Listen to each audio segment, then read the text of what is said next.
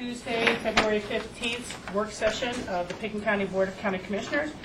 We're all in attendance, and we're going to have a few scheduling changes on our agenda today, so I will turn that over to our County Manager, John Peacock, to discuss. Thank you, Rachel. The first item we had on our agenda for discussion today was funding for the Woody Creek subdivision Metro District formation. Lance is ill today, and John Ely is down valley. And while there were some, I think, basic questions that were being asked of the board in the memo that was produced, as I've dug in further, there are some outstanding questions about where the community is at in formation of the district, and where future liabilities might be in terms of completing the formation of that district. And I did visit with the attorney representing the Woody Creek subdivision, who's been leading that effort, and she agreed that we probably needed some more time to talk through those issues so that we could give the board a full picture.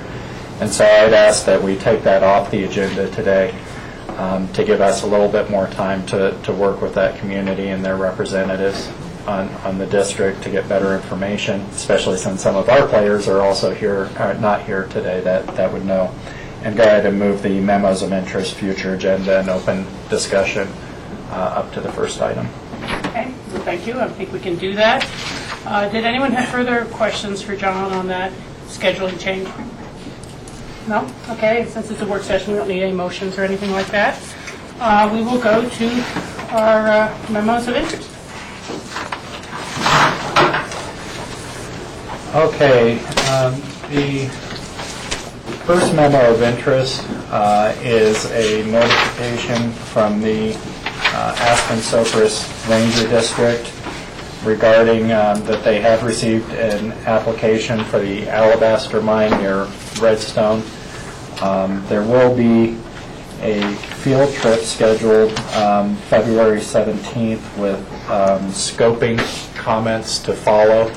Our suggestion on this, I think, would be to have our representative from community development, of course, attend that field trip and develop scoping comments for board approval. I'd also like to go on that. You would like to go on that field trip? What day of the week is that? This Thursday. So we just RSVP to the... And are any others going to go? Because if we have three, we'd have a quorum, which would be fine, but we'd need to take minutes. Well, I don't think that I'm IRSVP, so I'm going to go, but it's not our meeting. And I thought with our discussion with John Ely a few weeks ago is we don't really need to do public notice because we're not forming the meeting. We're just going along. If it's that was what I understood John to say at the meeting also, but how, I guess, are there multiple commissioners?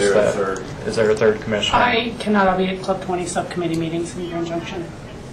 I can't. I've got a previous. So it doesn't matter. Okay, so... Okay, we don't have to worry about it. Yeah, because I think he said that when it is a matter that will become before us, and it's someone else's meeting, it still starts to get closer to that point. Okay, so we have two who will be attending, and we appreciate that very much as a board. You'll be able to bring back some first-hand impressions of that.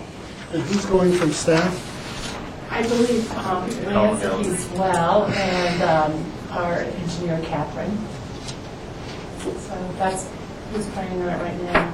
Is there, would you guys, we can talk about carpooling. Okay.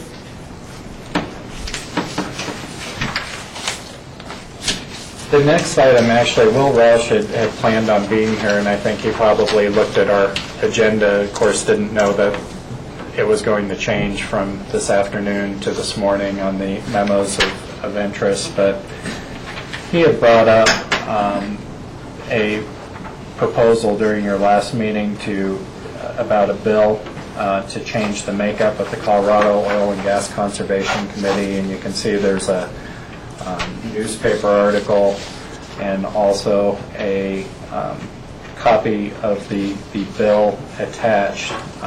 Will was asking for the board's input and potentially a letter of opposition to this bill. to change the makeup of the Oil and Gas Commission. Does CCI address this? I don't think CCI developed a position, or maybe at the Yeah, beginning of we a... opposed. We Believe it opposed. or not, Barbara Kirkmeyer was right across us, and she didn't say anything, and then her and I did a little communication. It's not going to pass because of the Senate. The Senate's not going to reverse themselves, so, but we have an opposed position. Yeah, oh, good, okay. I think that was nice talking to Chip. I think we should go on the record myself. I think that having a broader-based board was a major accomplishment. In the past, it was all industry individuals, and it was hard to get any real listen from the citizens. You know, I just think it'd be worth, we were concerned before and really supported those oil and gas development regs that were developed because of how it impinges on the Crystal Valley and the potential for some leasing that abuts us on that side and going towards Gunnison over on the 133. So I think having a more balanced board remains important. Yeah, I do too, and it's important to note that when the composition of this commission was redone, you know, the new composition, it includes a local government representative, and which has been, at least previously, a county commissioner. And I would assume probably would stay that way. Governor Hickenlooper has not appointed someone to replace Tracy, but I would also support a letter. Yeah. Because this is pretty important to have, and it's also, this is a balanced view instead of a weighted view to industry.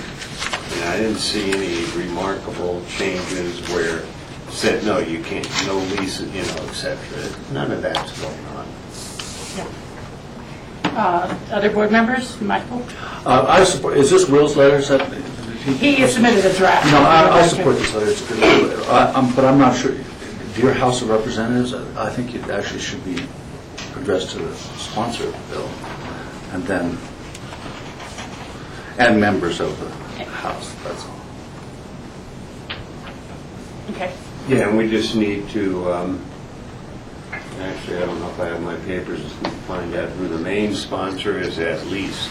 Well, the newspaper article says Ray Scott is the Yeah. From so. Scott DJ. and King in the Senate.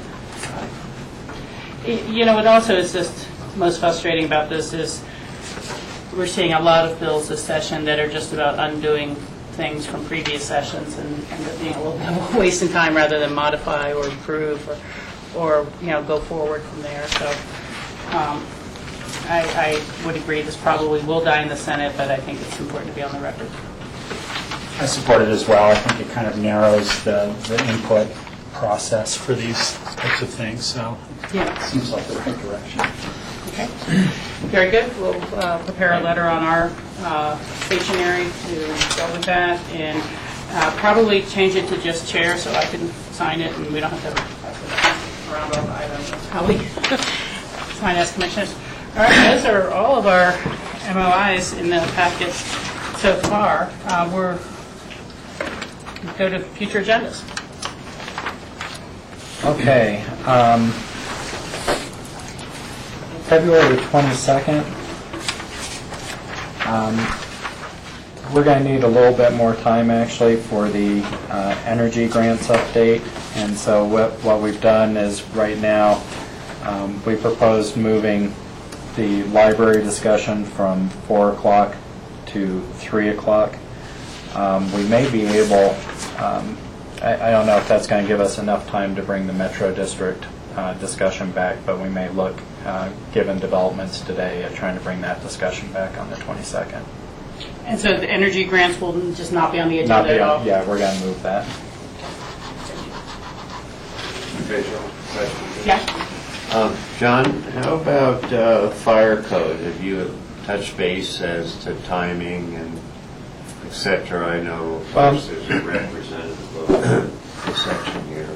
Yeah, so the fire code discussion it's actually one where we have plenty of time before the new, what this is it's a change in the International Building Code that, if adopted by the board, would require sprinkling of residential properties. Is that correct, Cindy? I do the same thing. The sprinkler one is separate. I mean, Oh, I'm right. sorry. The one that's Okay. on for the 22nd. Oh, I apologize. Yeah, it's Okay. about the board actually determining whether or not they want to adopt the International Fire Code as part of the International Building Code. Oh, that's right. And that adoption specifically. And the sprinkler is another issue that you asked us to come back with more detail. But there are, as you know, there are several districts, fire districts within sort of Pickens County, and you've asked us to go out and work with them, and we've canvassed what they would want to see, and that's what we're coming back with, whether or not we actually, as a county, want to adopt those fire codes that are currently adopted separately by each district with separate amendments for each district's needs. And the main reason two of the districts would really like to see it is because they feel that it gives them the enforcement power of their code to have the county behind it. So that's what that's about. And they've been asking for years, and various boards have looked at it, and this is because of the new adoption and syncing that with the adopted 2009 code. Okay. Yeah, I'm sorry, I was on a different fire code issue. Okay. Yeah, and it's hard, could be hard to prioritize, but my feedback would be if we can get Woody Creek mobile homeowners, if the timing is right, I'd like to see that. Because this is an ongoing process, and I think we ought to do what we can to try to shape that into a positive conclusion. So if they're ready, and you juggle, and something has to go, obviously the chair and the manager determine that, but that's my feedback. Yeah, John, I guess in short, it doesn't matter if it's a couple of weeks more for the fire Okay. since it's been going on for a week. That was a good, Well- good thought, John. Okay, we'll look at bringing that back then on the Metro District back on the 22nd. If they're ready, then, yeah. Okay. Any, Yeah, and then, let's see, on the the March 1st agenda, I'm sorry, I didn't have this note previously. That's when we were looking at moving Dylan's presentation on the energy grants to March 1st to 10:30. And then at 10 a.m., update on extension of building permits instead of the board interview. I'm sorry, we got a lot of these in this morning. yeah. I know, a lot's changed. We met yesterday. A lot's changed since Honestly. yesterday. But I think it's also timely, as you've said, to update on the building permits issue. George? John, didn't you just say that Dylan was going to need more time than was given on the 20? Not more time for the present, not more time to do the presentation, more time to prepare for the presentation. Yeah, I apologize. Tom, any other? Yeah, on March 21st now, we are looking at, we wanted to ask you about the possibility of doing abatement hearings from 1 to 4 p.m. We had originally had that scheduled in for about an hour. We had talked about the fact that we have more abatement hearings, and so we're going to need a bigger block of time. So we wanted to see if having a 3-hour block there would work for you guys. Well, what happens to watershed plan and things like that on the 21st? I mean, on the... Oh, okay, I'm sorry, they're printed on the same page. I so was apologize. looking- It'd no, be that a was my special fault. meeting the day before the 22nd, so that'd be an additional meeting for you.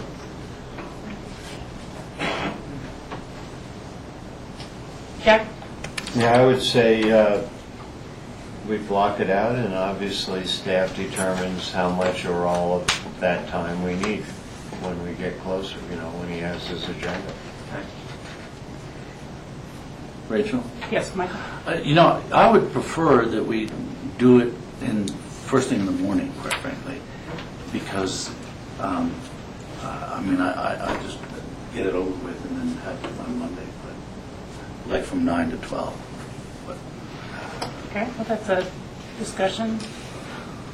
Anybody 10 to else? 12 or 10 to something, I don't prefer to come in that early. Other this is thoughts? some hours bankers have, so. Morning's fine, I'm flexible. I like mornings, but 10 sounds, 10 sounds reasonable. How about 10 to 2? And that's 4 hours. We're talking 4 hours. 10 to 1. Yeah, 10 to 1 maybe, Oh, 10 to 1? Okay. according to what was requested. I appreciate that consideration. Is that okay, Michael? You can make Sure. this comment? Okay. 10 to 1. Well, incentives get done by lunch.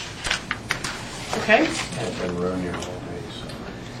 The other outstanding schedule issue we had was the celestial appeal hearings. We have 3 dates for the board to consider, which would be May 9th, which is a Monday, I believe, May 16th, which is a Monday, or May 18th, which is a Wednesday. And I believe, I know, Rachel, from visiting with you, that May 9th was the only day May that 9th is you could. pretty much the only of the 2 days that I can make because there's the National Association of Counties Western Region meeting. That is the 18th. And I'm not sure if I'll have to leave on the 16th or the 17th to get there. Starts on the 17th. So the 9th is wide open for me if others can make that date on their calendars. So you'll be around? Probably. Okay. Jack? Michael? Okay? We'll try and get that scheduled for May Okay, 9th. gotta go. Except for me being out of town totally, but, you know, that's the time somehow when Ruth and I go to Florida to visit family, but I have no plans. Okay, well, put it on your calendar and Yeah, plan it's here now. on being there. You can leave the next day. It is a good time of year to get out of town. Okay, and so before, have we scheduled that in the morning or the afternoon? Do we want to, you know, we were talking a 4-hour block. Do people have preferences on I think we could make it your preference. afternoon or morning on that one, guys? I'd go with morning again. Morning? Okay. sounds good to me. And the way my schedule has worked historically is I will fly back in on Sunday or Monday. So, you know, again, I don't know what's up. But I'm going to have to face that reality soon. Yeah, because we don't want to have a 4-person board hearing this in case there's a split and we can't reach a decision. So I think we really need to make sure we have a 5-person board on that. Okay, well, we'll set that date tentatively and then, or actually not tentatively, kind of firm Morning it up. 10 to 2. 10 to 2, I assume, same morning time frame as your previous morning. We're going to need a lunch break for Yeah. that. I can't go without a lunch break. So it'd be 10 to 2:30 with a half-hour lunch break in between. Would that work for this meeting?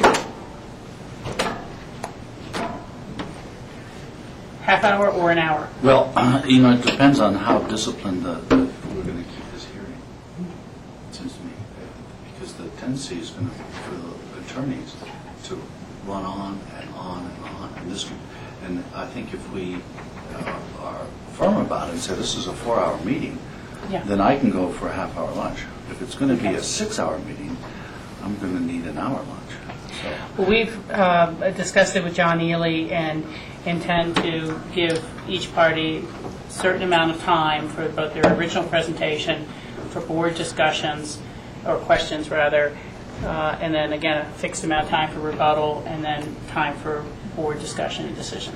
So they will know if they've run over their, you know, I don't have the schedule in front of me, but their 45 minutes, they just get cut off, and that's the end of their 45 minutes. And we did confirm that it was 4 hours. I think that 4 hours is about a minimum we'll need to do this appropriately. Well, I thought Maximum. in coming up. Excuse me, both a minimum and a maximum. Yeah, I mean, we agreed to 4 hours, that's it. Make the presentation work, and we'll make our part work. Yeah, I don't think we could do it and have due process in less than 4 hours. Both sides Yeah, no, having a that's fair. chance to present fully their arguments. Okay, and then the last really just house cleaning item is there's a question about whether the Board of Health meeting, whether 1 hour was enough time for that, and we did confirm with Nan that she felt that 1 hour was enough time. I think that's it.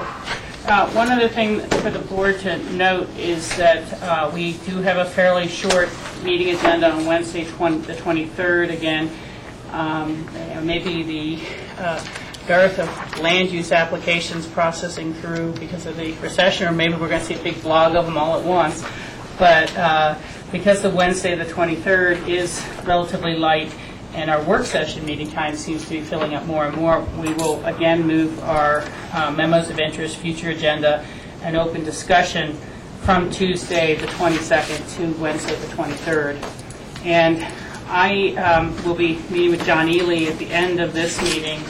The governor's requested formal comments on the Interbasin Compact Committee report on new water supply development and filling the gap in Colorado. Comments are actually due the day of our retreat, the 25th, and so he is going to be looking at those with myself, and we'll try to present some comments for the board to look at formally during that open discussion of Wednesday, the 23rd. George. Just on that note, I forwarded on to John yesterday the comments from Grant County. Yeah, I had Which forwarded thought those last you did week. okay. And for John and also for the Healthy Rivers and Stream Board as well, since they're going to be looking at one of those issues, just to give them some background. Yeah, that'd be great. That's good. Yeah, I forwarded that, and then we've requested, to the extent possible, that citizen members of the Healthy Rivers and Stream Board attend the Glenwood Springs meeting on the 25th, which again is when we're in retreat, and that's going to be a public hearing on the same report, taking public comments. So there certainly are some concerns there with how it's shaping up to support new supply development on the western slope, and to what magnitude. So anyhow, that will be at least one item that I know we will have under our memos of interest and discussion at that point. Any other questions or comments or requests for things on future agendas? Okay, then we will move on to open discussion. John, do you have any items for us? Just a couple of quick updates. We are still narrowing down our locations for the retreat, so we will get that to you as soon as we have that done. We'll be emailing you the breakdown for the kitchen chats later this week. You had asked for that in advance, and we have a draft. I'm just doing the final review on that draft right now, so you'll be seeing that this week. What is that? That survey or something? This was the kitchen chats where we went around to the different Yeah, the areas. caucus meetings. The little, Well, they weren't really caucus the meetings. neighborhood meetings. Yeah, the neighborhood meetings, and that's some of the prep material that you all have been asking for, and that will help inform our vision discussion. So just wanted to let you know that's in the final stages of getting put together, and you'll see that this week, and we'll be distributing retreat materials also with, if not at the end of this week, beginning of next week for you to take a look at. You will also be receiving an email from Anna Poole probably tomorrow morning, if not this afternoon, with the Myers-Briggs instructions and links for that assessment. Okay. Do we have hard copies for any of this, John? Yes, we can make hard copies for you. For all that? Yeah, absolutely. All right. We'll put a notebook together for you. Yeah, I too prefer hard copies. That way, when we're in there, you can be taking notes or referencing that material also. follow-up question? Well, just on the retreat, I had some questions, but I don't know if you're done with that, Tom. No, go ahead. I'm just curious in terms of having all the materials, because it looks like, next week we're going to have a full week. And so the earlier we were able to get some of this reading materials to us for the retreat, because then we also have our normal work session and our regular readings as well. Right, and we're still putting some of that information I together, understand, so, but yeah. it'd be great to try to not wait till... Get it sooner rather than later. Okay. Okay. I just had one thing that came out of a discussion with John Peacock the other day, which, and it's partly being the new guy here and learning a lot of the systems and how things work. The citizens boards and the process that we go through, interviews and getting applicants to set up applications, and we've got one today for the P&Z board. I'd like to kind of have a review or a Cliff Note session on how those boards are, how we outreach to people, how we get people to apply to those. Are we doing all the things that we can to get people to apply to those?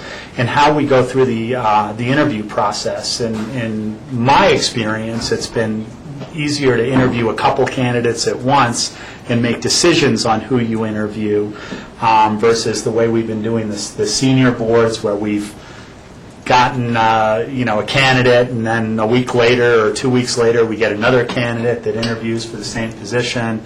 I don't know, it seems to me like we could have a better understanding of what the system is and a better system with our input on how we get more people involved with our government. So we had a brief discussion about it, so I just wanted to bring it up that we had that discussion, and maybe if there's any input of how we could maybe move forward to, well, one, educate me, but that's part of it, but also make it a better system. Sure. Well, I think Pat Bingham might be one with Charlotte to give us a little bit of how we advertise, how we go about advertising. A lot of times your existing board members are some of your best recruiters because they let people know what they do and how they do it and why it's important and things like that. I certainly would agree with you to the extent possible in work sessions to have interviews back to back or closer in when both the applicants are available to interview at that time and so on. But sometimes I wouldn't want to hold up one applicant who's ready to interview because someone else says they're out of town for a month, something like that, And the senior board, I think, at least as a unique board, has been a little less pressing because of the number of vacancies and a chance to just interview them again as they're available and time's available. But reviewing the procedures and outreach is certainly fine with me. Why not? Jack?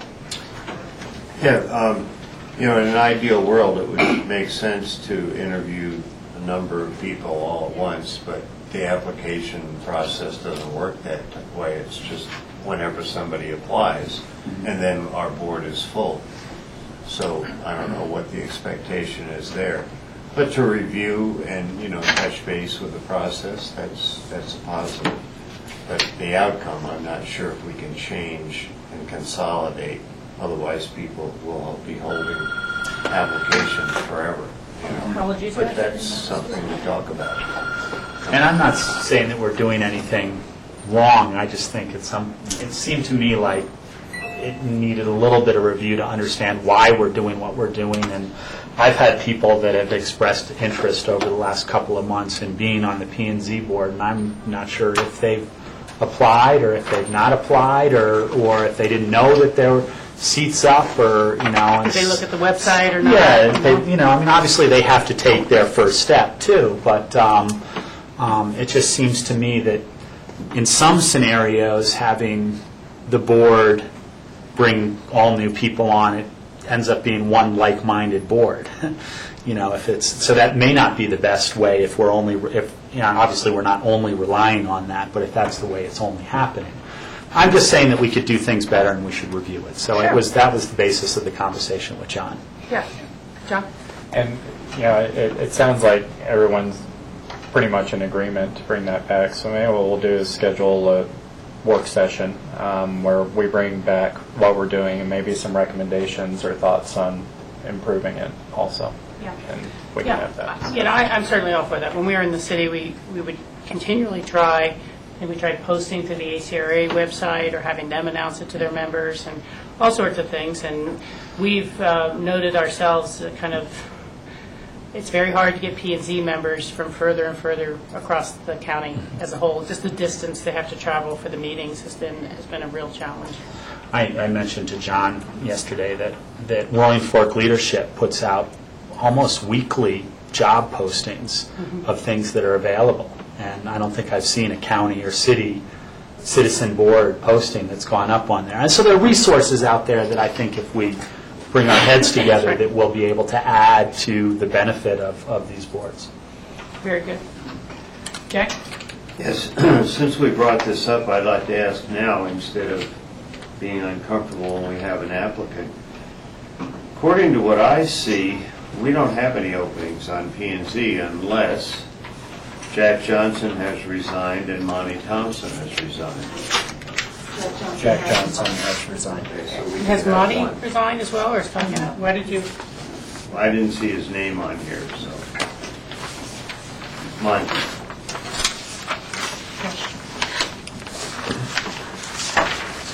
No, Great. thank you. My question is answered, though. We do have one more. Okay. Additional open discussion items from you, John? Just to make the board aware, at the staff level, we've been having some ongoing discussions with city staff in particular about the Quiznos bike race and trying to work on the logistics. We do not have a permit that's been submitted yet, but we are trying to work to get a better handle on, what are the resources, what are the routes, what are the potential associated events with, there's been some discussion about potential associated bike events up Maroon Creek and up, I believe, Castle Creek.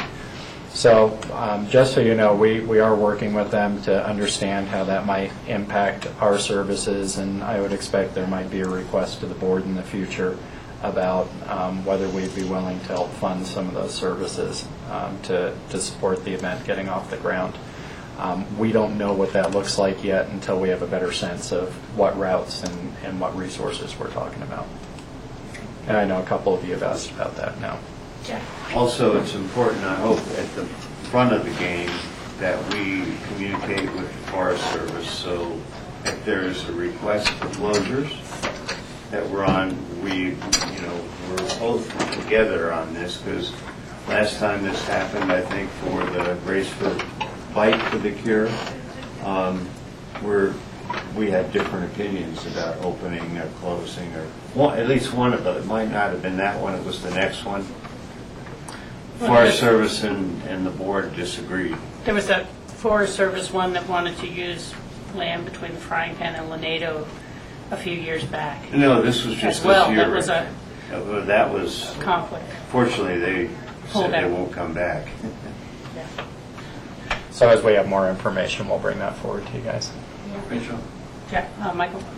So we don't know yet, but have they told us when we're going to know? No. They're still working on the permit with the company that's sponsoring it, which is Medalist Sports. And so the race, my understanding is the leg of the race that would come through here, I believe, would come through on August 26th. So we're coming up on the time when we've impressed upon them the importance of getting a timely submission, and a submission sooner rather than later, so we can go through all the processes to evaluate it, especially since this is a new event for us. Yeah, and that's always been my concern, that it would come to the parties, whoever they are, including the city, would come to us at the last minute and say, we need your approval for these various items, and if you don't do it, we can't put on the race, backing us into a wall that we don't want to be against. So I think it's important to let them know that we need ample time to analyze what resources we would have available. So. Jack, you had your hand up. Yeah, also, I would like at least a little bit of a historic evaluation. I don't know if this would come from ComDev, as to county participating and putting on events, monetarily. I'm not sure we're a marketing board or whatever. So just a historical perspective, so at least we can understand the context. Yeah. I mean, it sounds like a great event. I'm not sure where the responsibilities lies at this time, so. Yeah. I'm sure the fundraising for events like this is ongoing and constant, whether it's outreach to the business community or asking, anyone and everyone who you can. I would imagine that the bulk of the request to the county is going to be more in terms of sheriff's officers, or whether we need overtime or things like that, the safety on the routes. But there could also be some monetary requests that they're asking from us. And I would note that in the Grand Junction Sentinel this morning, they had a big article about how they're beginning to pursue the 2012 circuit to get the race through their area to go to the Colorado National Monument and those areas. So there's a great deal of statewide excitement and interest in the tourism and marketing recognition that this will bring. So I personally think it's a good event, and as with all first-year events, it's going to take a lot of cooperation, a lot of patience, and Michael's absolutely right. The sooner we know about things, the sooner we can find ways to work them through. So, okay, thanks for that update. John, did you have any other items for us? Oh. If I could maybe jump in real quickly, just because we have a second here. The Aspen Area Community Plan is progressing along, and on February the 22nd, we have a meeting with the joint P&Zs to discuss the written comments that have been submitted by various groups, as well as a time for people to come to the Planning and Zoning Commission, which starts at 5 o'clock in the basement of City Hall at the Sister Cities room. So just want to let everybody know that that meeting is still on for February 22nd. And after that time, we plan on giving the Planning and Zoning Commission a little bit of a break to work on regular P&Z items, which are starting to pile up on both the city and the county sides. And then the staff will come back in March with a complete redraft of the plan based on what we've heard through the second round of public hearing comments. And they'll have a chance to review it in total and take a look, and then if it's close to where they want, can start the public hearing process. So, Rob? Just pointing out, I'd like to attend just to hear things firsthand, if that's okay, and I don't know if other commissioners want to attend in terms of noticing it or whatever, but I plan on attending mainly just to hear firsthand comments and discussions. and the packet will be out at the end of the week that you may want to take a look at, which summarizes at least the comments that we've gotten in writing, summarizes some of the comments, whether or not they fit in with the current views of what the Planning Commission has told us, and some issues that may look like new topics that they may want to consider, that sort of thing. So the packet will be informative. Okay, can you make sure maybe we all get packets? I think people would like to take a look at those in the hard copy. Rob? There was some talk the last joint meeting that we had with City Council and the joint P&Zs about a newly revised plan that I don't really see online. Is that all online now, the newest version of that, the current, Right. most up-to-date version is online at the county, AspenPickensCounty.com? My understanding that it is, that it has, I haven't checked that, Rob, but my understanding is that yes, it is.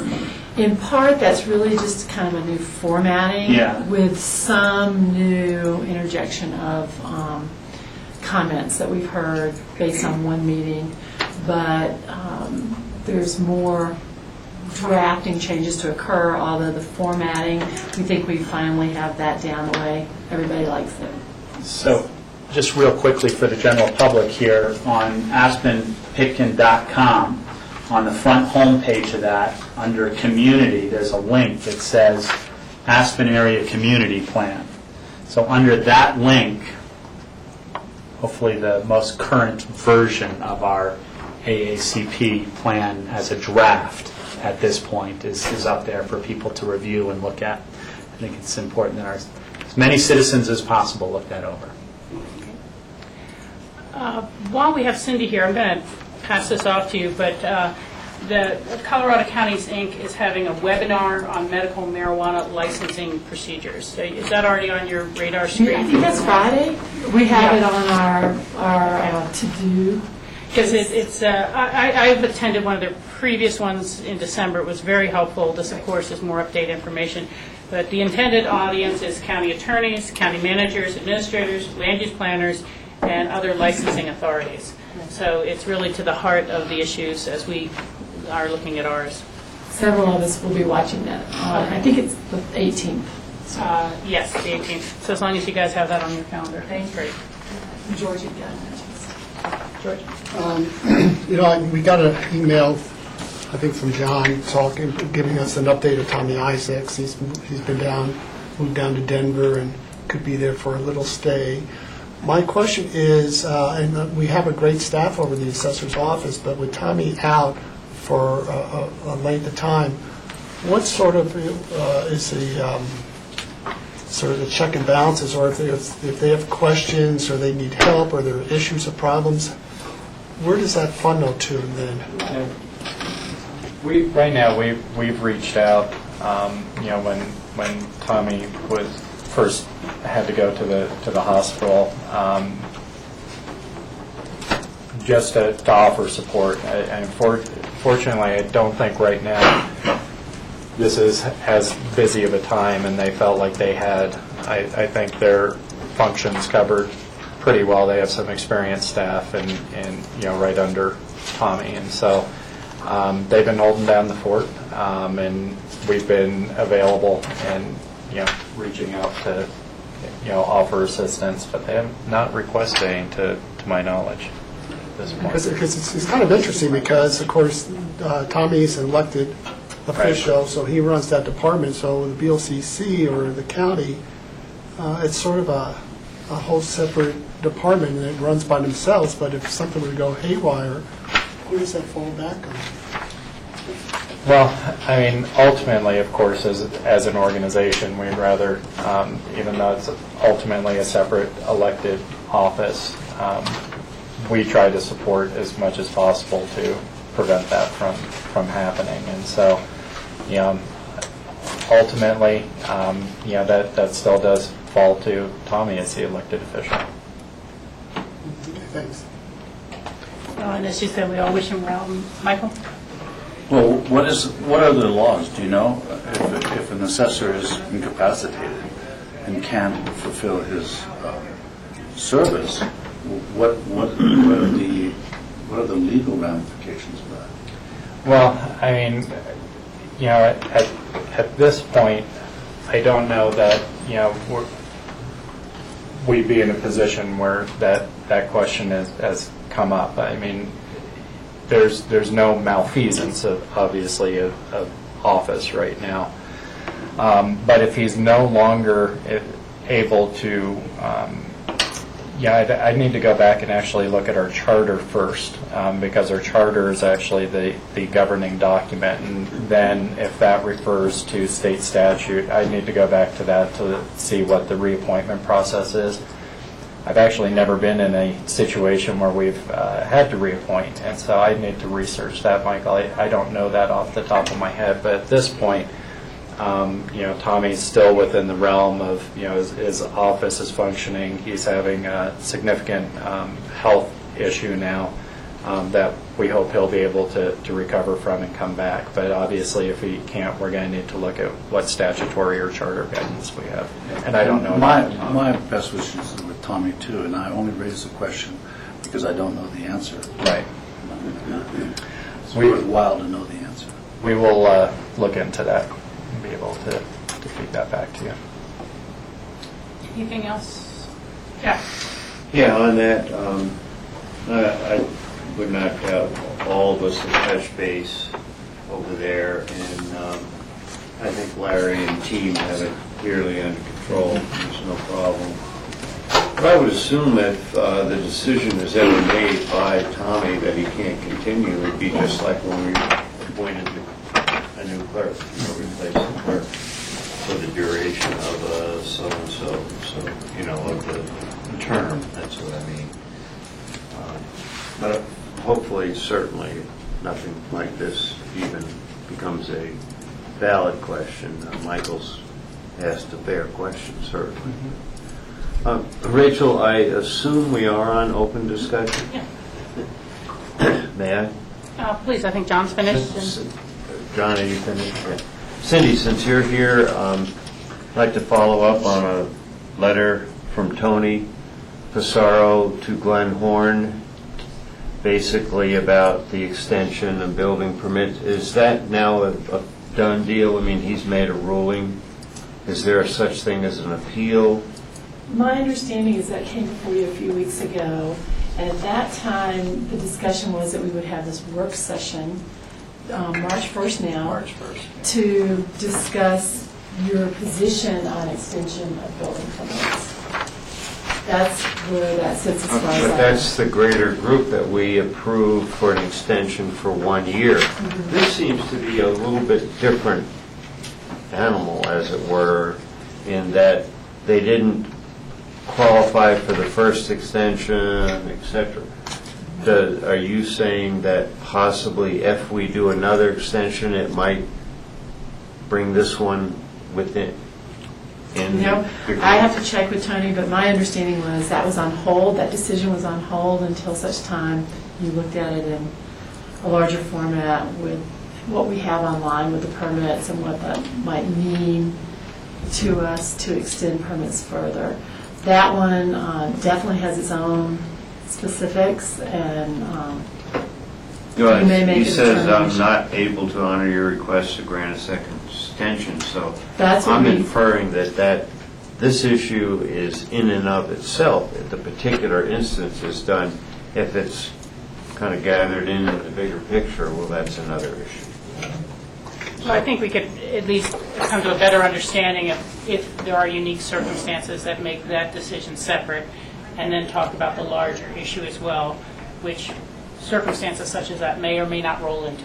But we'll have a thorough discussion, have that well set up, and just make sure we're prepared to handle the specifics of that as well as the broader issue for our review, and what activity has happened since the extension before, so on and so on. Thank you. Yeah, another one. This is for you, John, has the settlement monies from DeGraw, Figge, and Rowers come in at this point? You know, I heard it was supposed to be maybe last week, but yeah, I think it's supposed to be this week. I do not have a notification that we've gotten the wire, but let me see if I can find this email. it's not pressing, But just Let us know when it We'll let is. you know when give us a heads up. Yep. Okay. Anything else, Jeff? I would just, I know it's not time to report on our individual committees, but I would like to bring to the attention to the board what I would consider an organized effort by our more conservative commissioners, in particular oil and gas counties, to not only resist but do away with Secretary of the Interior Salazar's Order 3025, I think. That's the one we wrote all the letters on. Yeah, we had a bit of a heated, lengthy discussion on that issue, and it appears that there are some that feel that that order is contrary to CCI public lands policy for that individual steering committee. So actually, when Rachel goes to Washington as a representative for CCI in Pickens County in the public lands traveling group, it's going to be a bit of a delicate situation, I would think, because we have clearly demonstrated our support for that order by the Secretary, and others will be, and I think they feel they have the ability to lobby against that as a public lands representative. And so I just wanted to give the board, though we have taken an individual action as a county, and we always have that ability, and CCI respects that, there is a difference of an opinion. Rachel, you might give any feedback you have also. Well, as I read both the CCI policy, which I have somewhere in my briefcase and pulled out, and the executive order, I think it depends on how excited you want to get by the language as to how much you think that they conflict. And we've already seen kind of the National Association of Counties come jumping out of the box to say, oh, this is a horrible conflict, we're totally opposed to the policy. But my reading of the document has more to do with him saying they shall be managed as wildlands with land use planning, and that there is a process that will be in place for community input, for business input, for local county input. The CCI policy says there shall not be designation of lands without community input.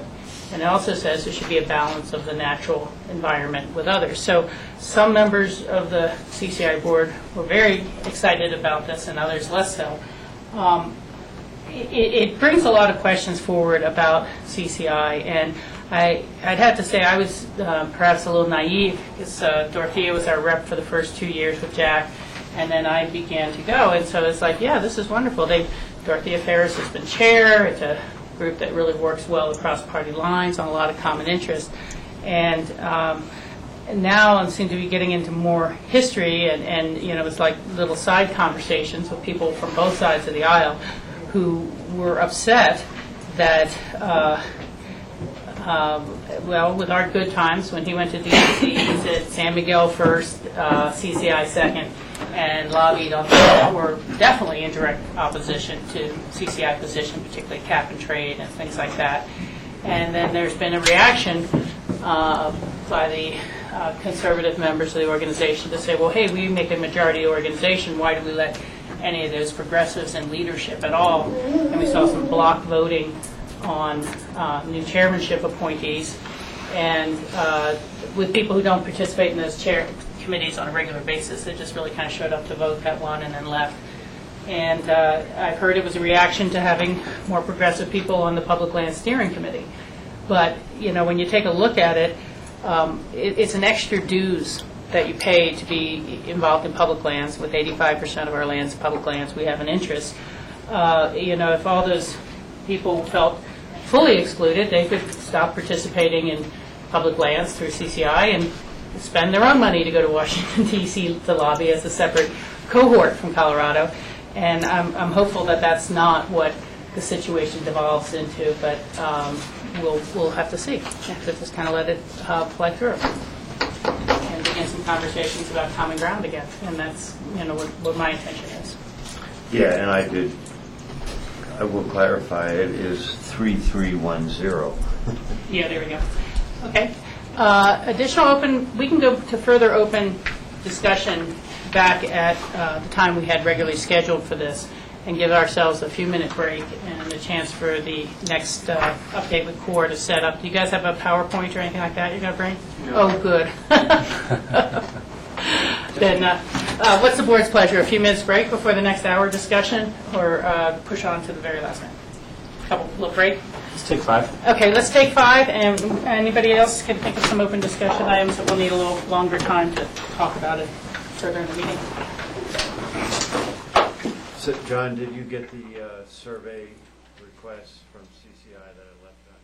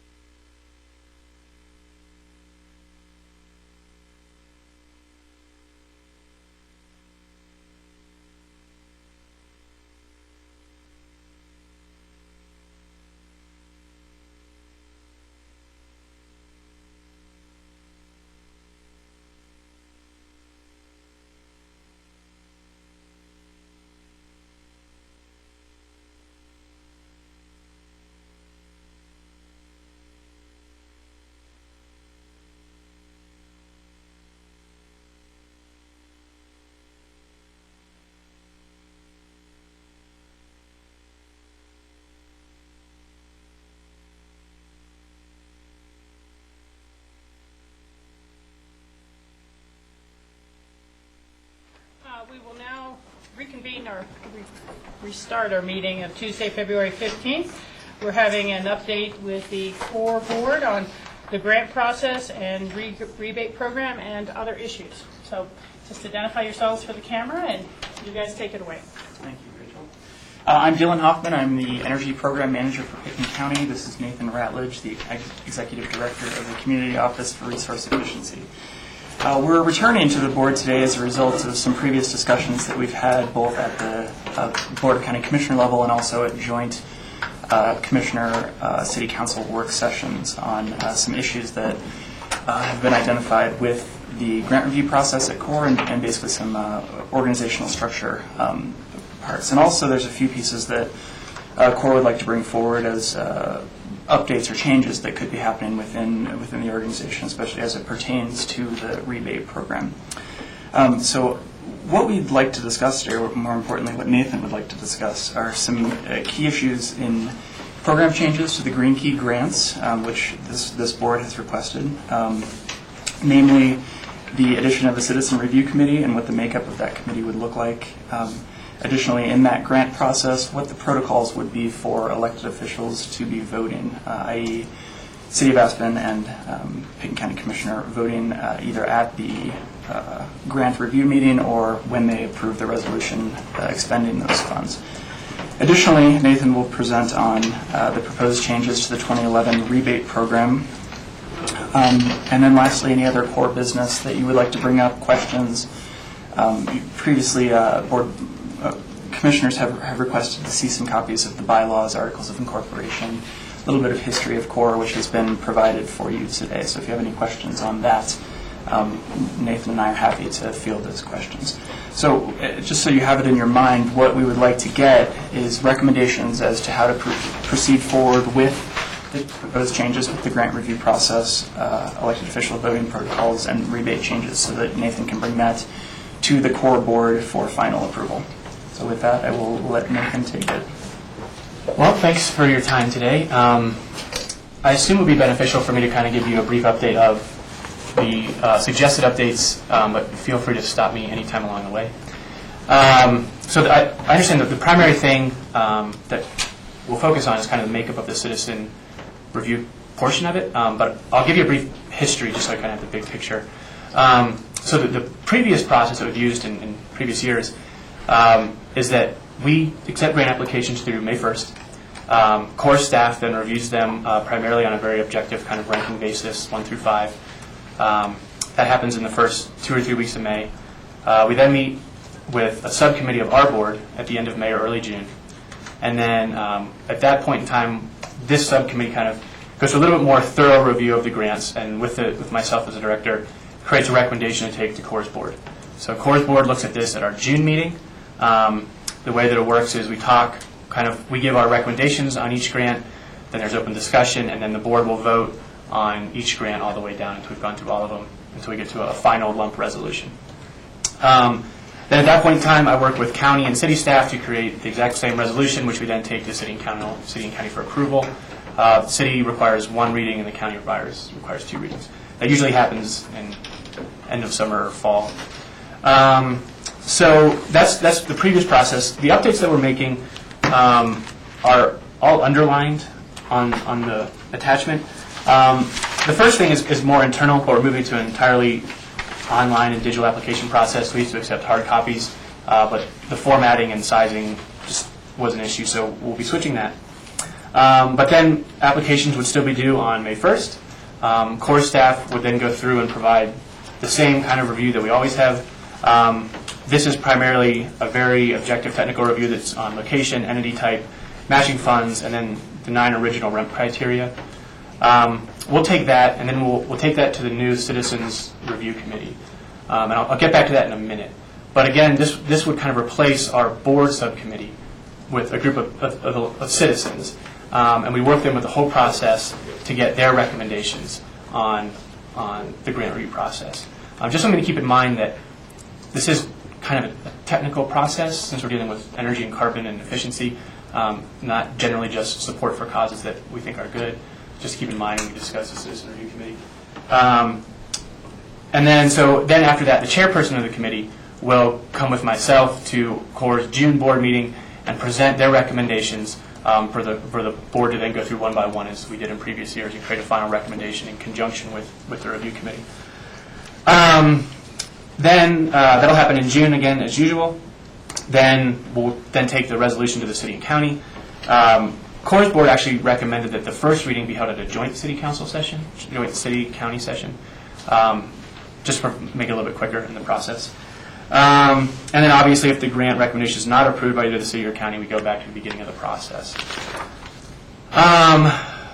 So additional guidelines that will be rolled into the structure, obviously CORE's board and the new Citizens Grant Review Committee will recuse themselves from promoting or voting on grants to organizations that they work for or represent.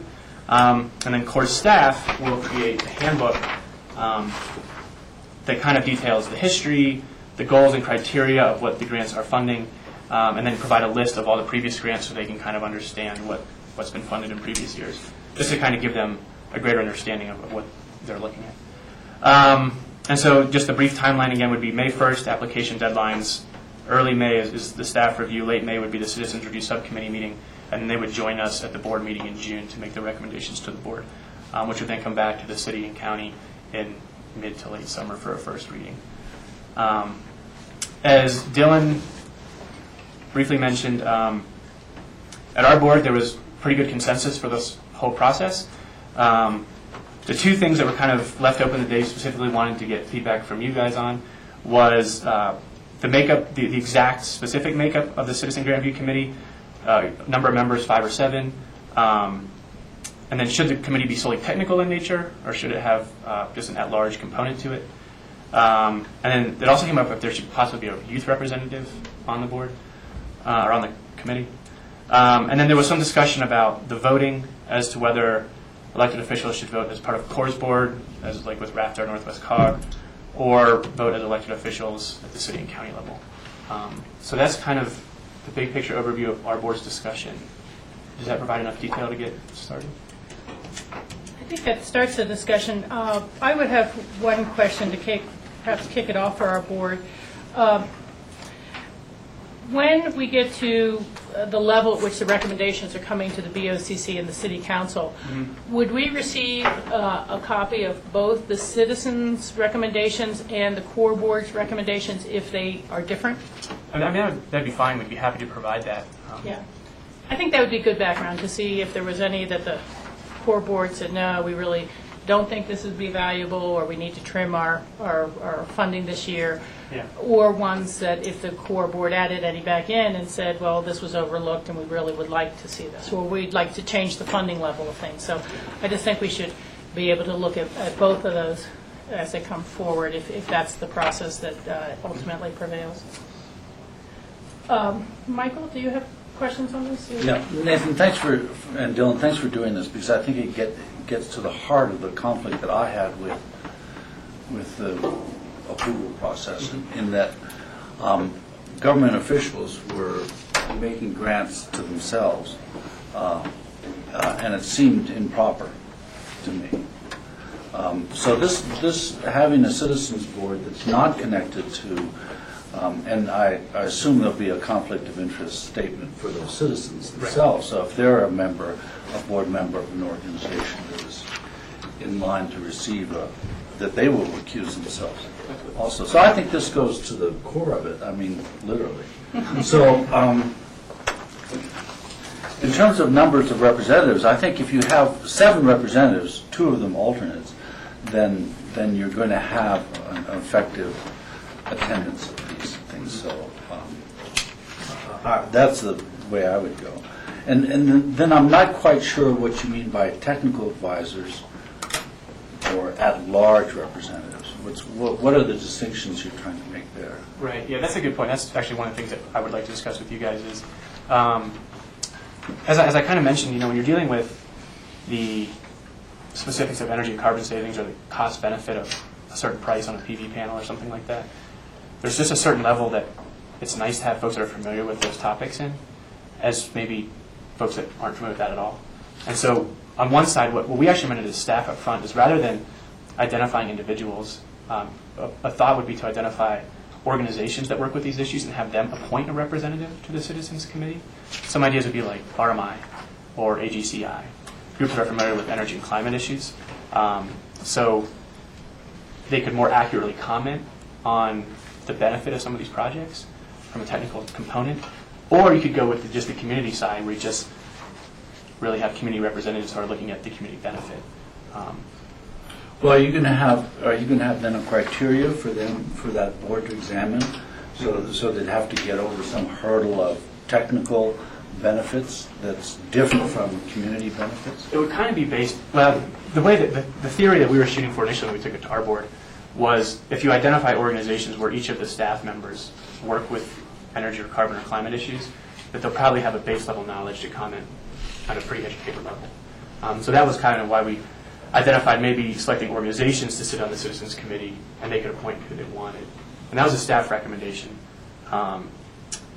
But again, you know, it could go either way. You could do both. It would be nice, though, to have at least a few folks on the Citizen Committee who are pretty versed in energy and climate issues. Yeah. So, I mean, you know, looking on our boards like Healthy Rivers and Streams boards, there's some technical expertise, but not entirely, and yet certainly the water law and the biology and hydrology of water is very technical, but there wasn't a distinction made that board would have technical people and citizen people. Mm-hmm. It was just their ability to, because then you're sort of slicing it thin in terms of people who can serve. So that's I'm not sure that distinction needs to be made as a explicit kind of distinction, but that the members can be chosen because of their various qualities. And one of them might be technical. So, and then youth representative. There's a youth representative on the Healthy Community Fund, and that's interesting because it brings in people who are active in school, but starts to introduce them to I don't know if you can call it an adult world, but some breadth beyond their school experience. So I could support that. That'd be useful, I think. Certainly because in theory, this is happening to preserve a future for our youth. So they ought to have a voice in it. Okay. Well, let's ask about one threshold question. I think Michael's raised it very well. If you have a 7-person board and you have members who either need to recuse themselves or they can't make a given meeting date, you're more likely to have a full quorum and be able to have full participation. So would this board be more in favor of 7 members than 5?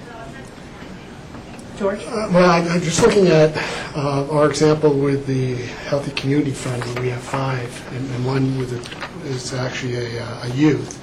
And because the Healthy Community Fund grant committee meets in a very short, intense period of time,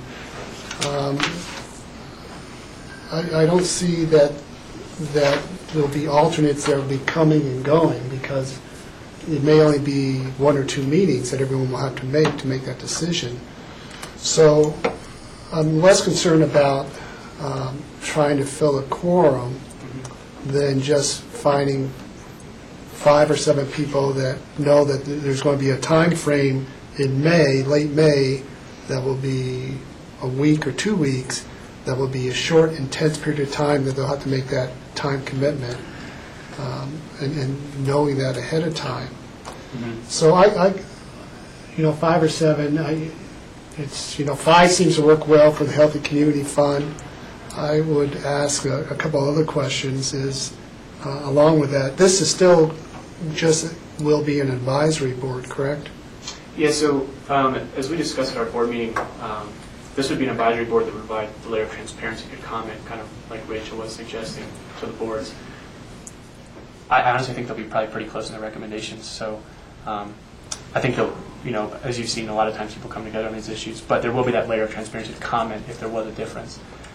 The reason we didn't go with a voting member was twofold in that, one, we're limited to 9 voting members on our board through our Articles of Incorporation, and we're butting up on that right now. So we'd actually potentially have to change those to add them as a voting member. And two, the voting members typically pay a sponsorship due, which is what supports the organization. And so it would be hard to do that quickly without changing the article of incorporation. So then two other thoughts on that line is, back to Michael's point, or your question in terms of technical advisors, I think that it should be a mix, and it's great if you have someone who has a technical background to help contribute, but I'm not sure that's critical because you'll have staff to try to fill in the gaps. Right now, with a 9-member board, in the past, there's been very little technical expertise in terms of the actual makeup of that board, but they've relied on staff to fill in the gaps with those questions. So I think that could still hold true. And then lastly, let's see, alternatives.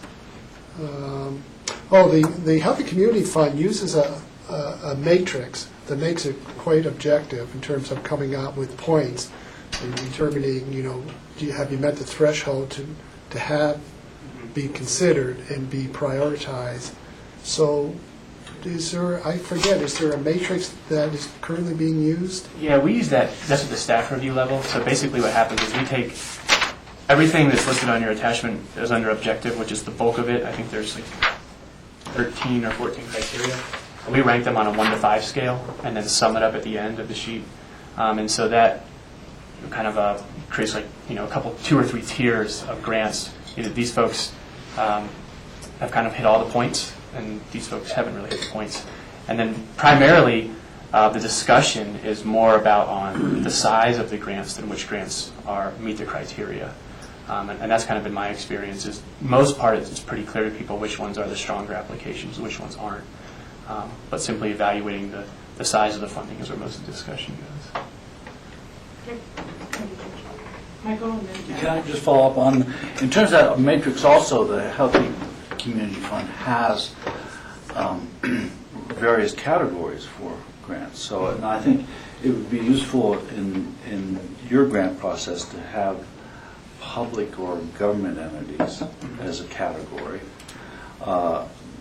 Private business, and I'm not sure you would have to figure this out, private business and then individual grant and nonprofit kind of organization. So and then a certain amount of money assigned to each one of those categories. Like you have this amount of money for this category, this amount of money for this category, and this amount of money for this category. And that, because then it starts sloshing everywhere, and you actually can control where you want those monies to go. Right. And that's primarily what I can't remember. Can you remember what the healthy community categories are? They're different categories. They do a percentage, so they have health and human services, it's about 80%, then they do general community programs that makes up about 15 or 13%. So some of that is incorporated a little bit. I mean, one of the biggest things that we look at is the community component. What's the actual benefit to the community?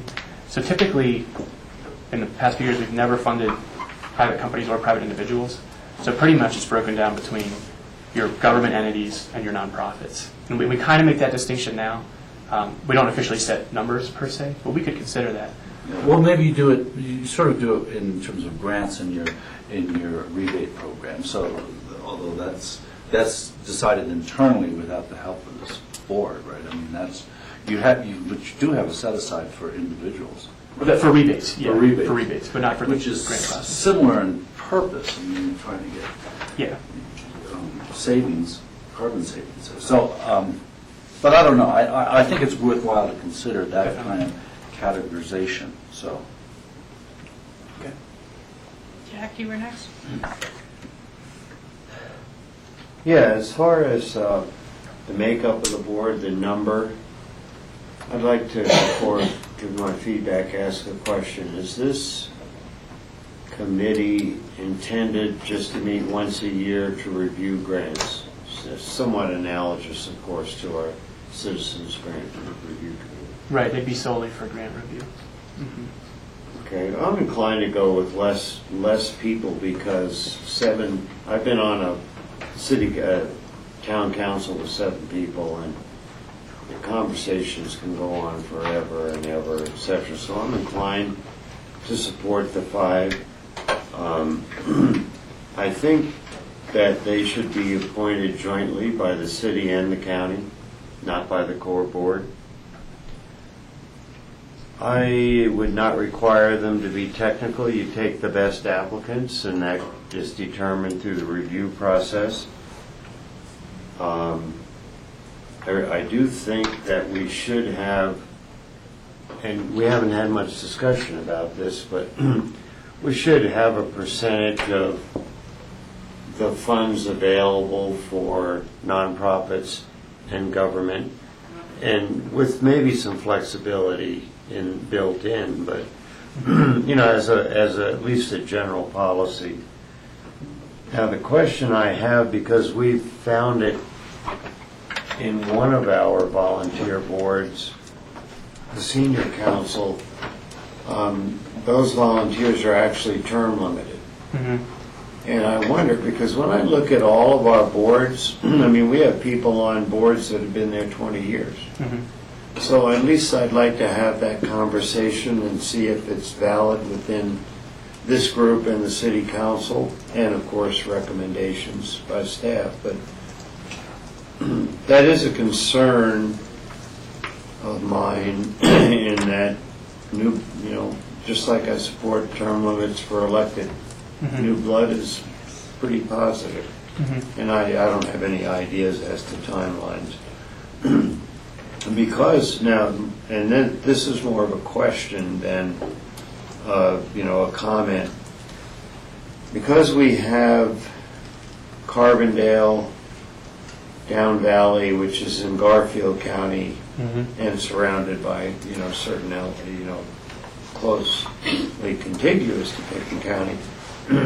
Has it been determined by the core board and maybe the elected that we have valley-wide grants? Because there was some discussion that we might limit the grants to Pickens County because the money is generated, as far as the rent money, in Pickens County. So to me, that's an open question, just like the term limits. That's my basic comments at this moment. A couple responses there on that. Just kind of moving through them. If they want to be appointed by the city and county, I mean, I think that whoever seats them is looking for, obviously, someone with commitment and some sort of level of experience to judge these things. So I guess the only question would be, how would that process work without being too onerous on the city and county and the staff? If there's a way to streamline that, I mean, we'd be happy to facilitate it. And then on the Valley funding, one of the criteria in the grant is that Aspen-Pickens projects gets in first consideration, essentially, and then projects outside of Aspen-Pickens get considered if there's benefit to Aspen-Pickens. So, for example, like the Roaring Fork Conservancy is outside of Pickens County, but it's kind of like ACES. Everyone still goes there. They still do education for the whole valley. And so that's kind of been the rubric. If there was benefit to Aspen-Pickens residents, even if the organization was outside. We can make a more firm criteria for that, but that's kind of been the rule of thumb that we've used in evaluating these projects. Have we defined within the policies of core relative to REMP, have we defined what a community benefit is? There's a lot, that's just like sustainability. How do you define that? Right, and it's really hard, yeah. I mean, you're exactly right. It's tough to put an exact definition or numerical value on it. And that's one of the things that's kind of left open for discussion, both at the subcommittee and the board level, and at the elected official level, too, is to say, well, does this organization really benefit the community? And that's why we go through so many checks and balances. By the time we get final approval from the county on a typical process, we've heard most sides of the argument, and it tends to get whittled down as we go. So. Well, and here, I can't find it immediately, but there is a discussion about subjective and objective. Yeah. And I'm not remembering where I read that. But, yeah, that was on the first thing here, and that's kind of the only two things that we kind of do subjectively are just the quality of the grant application. There's some that are well thought out and well put together and edited, and then there's some that aren't. And so that kind of gives us some hint of how committed the organization is to the project. Because there's some that we just get, people just submit applications without giving a lot of thought to it. So that's one thing. And then the second thing is the feasibility of the grant request. We get some great ideas, and we get some ideas that may or may not work exactly. And so that's kind of left up to staff to just say, is this really possible? Is this technology feasible or not? So you've already incorporated that kind of thinking into Yeah. the definition. Okay, good, thank you. Rob? I'll just chime in on a couple of these points. The 5 to 7 members, I think it's, again, about getting those people there. So having 2 alternates, I think is... Well, I So I realize don't- we were talking- none of this says alternates. Michael raised Yeah. the term alternates. Yeah. I think they would all be regular members at this point and not alternates, but still 5 or 7. Well, the thought process of maybe having a 5-member board, that if 2 people had to recuse themselves, that 2 other members that are involved with the process, giving comments, would then maybe become voting members for something where those other members had to recuse themselves. I don't know if you want to go down that road or not. I think 5 or 7 doesn't really matter that much which direction you go in with that. The technical issue, I don't know how much that's going to raise the question of people needing to recuse themselves, because the people that have that technical knowledge are often quite involved with a lot of these different organizations that are going to be in the grant writing.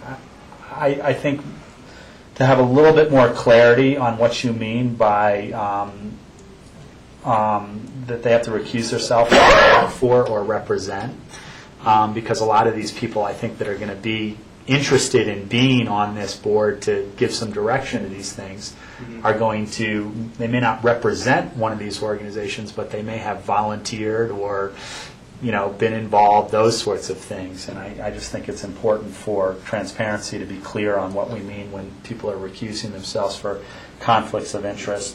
The technical side, I'm not sure that it's really needed. I think if the grants are clear on giving that input to these people, I think most people that are going to be involved with this are going to be able to figure out a bulk of the technical side of things. The county and city, Jack raised the county and city appointing this board. I'm not sure that that's needed, because we have a member of the county and in the city on the core board doing the appointing if the core board is appointing these people. And the last question was the youth, which I am totally in favor of, because I think this is protecting their futures to a large aspect. So I think having a youth member on this. Just out of curiosity, how do you define youth? I would think we'd just go 18 or under, maybe look for a high school student. I'm just curious, and for the public too. So. Yeah. I thought there is a technical number, and it's 18 now, and I had said, well, why don't we raise it to 21, and we never had that discussion. Yeah, I don't recall that. And it is worth discussing. I think we found on the Healthy Community Fund that someone in either a sophomore or junior position is almost best, because then they don't age out and go to college the very next year. So you could have a 2-year appointment and have some working familiarity, but it can be a challenge. I mean, I fully support the concept of a youth member. I just don't want to get to a point where we're not able to have a board meeting because we haven't been able to find one. I mean, it has occasionally been right nick and tuck in terms of their spring break or scholastic conflicts. But I do support the concept of that. And Rob, you please go ahead and finish with that was it. That was the end of my comments from the discussion that went around. Okay. The 2 things I think would be, I would like your comment on recusing themselves, and I think we should add the criteria that also on projects they plan on bidding on. Right. So if it was to go forward and the contractor might be putting a bid in to install the solar panels or this or that, they should not be voting on the grant application. Right. So if it's any range of possibility that they might bid on the work even if they're not currently contracted or representing them. Mm-hmm. For me, I still would go back to the 7 people because I think of this as a community education process. I think the more people we actually get educated and understand the technical things that we ourselves don't, it'll be strengthening for the board and the organization over time. And it may be something that you'll want to put together a bit of a training day for the new board at least, or as the board changes, so that they can start to gain that technical knowledge. I think that point was kind of made about the Healthy Rivers and Stream Fund. Some people, we were looking for technical skills. Some people brought a great wealth of technical skills. Others brought other types of skills. But to the extent that we can walk away, and again, this is the same with the Healthy Rivers and Stream Board, with 5 more people knowing our water issues well, and 7 more people knowing our energy issues well and our energy proposals well, I think that would be great to build that technical understanding. So that's part of why I like the idea of a 7-person board. I think also in that packet, as you're preparing for them, you may want to give them, you've already mentioned the handbook, but the past grant decisions, what grants have done, how they've benefited the community would be great. I was looking at this a little differently than others, and I just throw this out as an idea, but I was thinking if it was a 7-person board, maybe go with 2 county-appointed individuals, 2 city-appointed individuals, and then 1 youth-appointed individual, which probably could be joint city-county. It's hard enough to find, again, someone with the time and the capacity. And then maybe going with 3 technicals. I'd love to see a group like RMI appointing someone to this, or Aspen Global Climate Change Institute appointing someone. But that's just me, and I just put it out there. I just think that, to the extent, again, that RMI gets better looped into what Pickens County and Aspen are doing for our green team efforts, that's great. They generally don't, quote, do projects, in the classic sense in the valley or things like that, but really could maybe add a lot of benefit to the board. So that's just how I would look at it. I'd hate to have to see us in the city both doing 5 interviews at least, or 7, to be able to appoint this board. And but I do think having some input on there would be good. Georgia, comment, and then we'll come back to you. I would really agree with Rob's comments that we advertise for these positions community-wide, and the core board actually interviews and picks the applicants, because, as Rob said, that on that board you've got a city rep, you've got a county rep, actually Snowmass village rep. Otherwise, I think this is going to be a very onerous task to start. I mean, we have a hard enough time trying to pick 1 joint applicant for our housing, nevertheless 5 or 7. So I think the core board is set up to be able to do this. If we should just empower them to be able to choose from, hopefully many applicants will come forth from organizations and from the community at large. Okay, well, let's... That's Yeah, I appreciate that. Let's test that premise around the room, see if we have consensus. Michael? Yeah, that works for me, too. Okay. I was just going to say our annual meeting is in March. It's kind of when we look at the structural sort of things, bylaws or updates or new board members. So if we just roll that into our annual March board meeting, that would be a fine time for us to look at, who's going to serve on the subcommittee right before the grant applications are then due. So it could be kind of timely like that. And expect to solicit people. Okay, well, I can go with that. That's not an issue to me that we, this is a kickoff of a new process, and if we find that there's things that don't seem to meld quite as well as we thought they would, then we can look to a different process later. But if it simplifies things, I would support that process. But now we still, I'll get to you in a second, Jack, we need to winnow down this 5 to 7 question, which we should have different points of view on. Jack? Yeah, I actually like, I threw it out there as pointed by without any criteria, but I like a combination of the ideas: 2 city, 2 county, and 3 core appointments. Okay. How do others feel about that? And the alternate mode would be for the core board to be appointing all 7. Michael? Well, I said before, I think the core board appoints. There's some other criteria here for that. There's the number. There's where they're from, right? Can they be valley-wide people, or should they be Pickens County? That's, and then Jack talked about term limits. I'm not sure if he was talking about term limits for these committee members or term limits for core board members, so that needs to be clear. Okay. So it seems that the board majority is for the core board to appoint. So we'll leave it at that. Then the question would go to, should they all be citizens, or should there be some, quote, technical people, or do you get the general drift that we'd I get the like a drift. mix? Yeah, I think if I could extend that opinion to course board to create a mix when they select the group, and maybe not set a certain number, but just know that there's a mix of community and technical members. And course board knows that that's kind of the... Raj, and then... Yeah, I'm in agreement with that. I'd also say if you can convey having a mix of demographic locations around the county, Right. so that it's not all Yeah. city residents that are Right. on this. It's, Yeah. to the extent that you can. But should be Valley-wide residents. I mean, that's Yeah, the question. Valley-wide, yeah. That's the question. Yeah. Well, let's, again, I remember this now, it sounds a lot like the Healthy Rivers and Stream Fund discussion when we set that board up. 7 members does give us more flexibility to be more comprehensive, clearly. And we had wanted to make sure one was from every district. And yet, when we got to the interviews, we found a lot of strength in maybe some districts and less so in others in terms of the board composition. So, at least for me, geographic intent is just intent. It doesn't have to be Absolutely. if you have more strength somewhere else. But it should be a good look and a good interest in trying to make sure the awareness and recruitment is out there.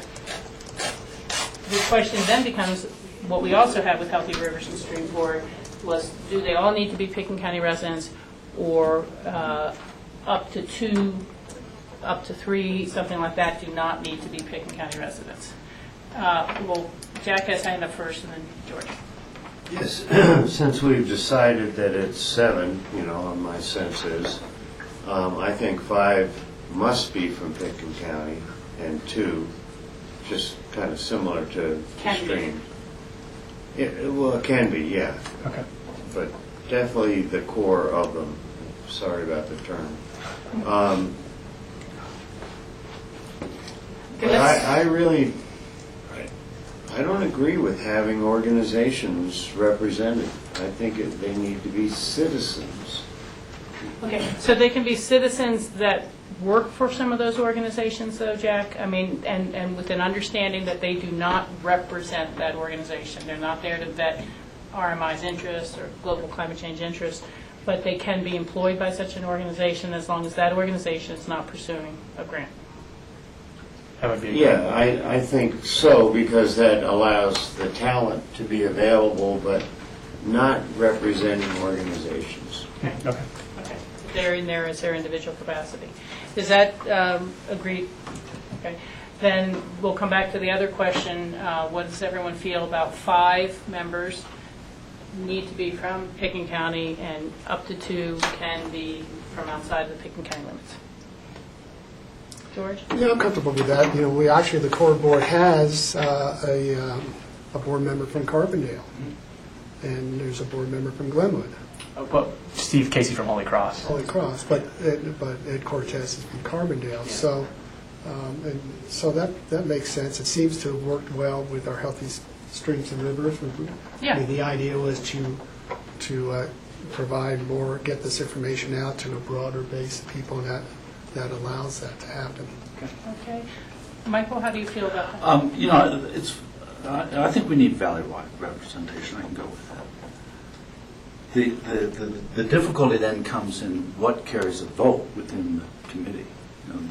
If the vote is carried by a majority of people who are outside of Pickens County, that starts to get problematical, and that's the compromise we came up with Healthy Rivers, that the majority the vote had to be carried by Pickens County representatives. So Had to have a quorum. Yeah, it had to have a quorum would then be 5 people Well- of the 7, and at Well, least in the 3 of the vote would whatever have the to vote. be. That's why the 5, 7, or 2 alternates is a substantial difference, because it either takes 3 people to carry a vote, or it takes 4 people to carry a vote.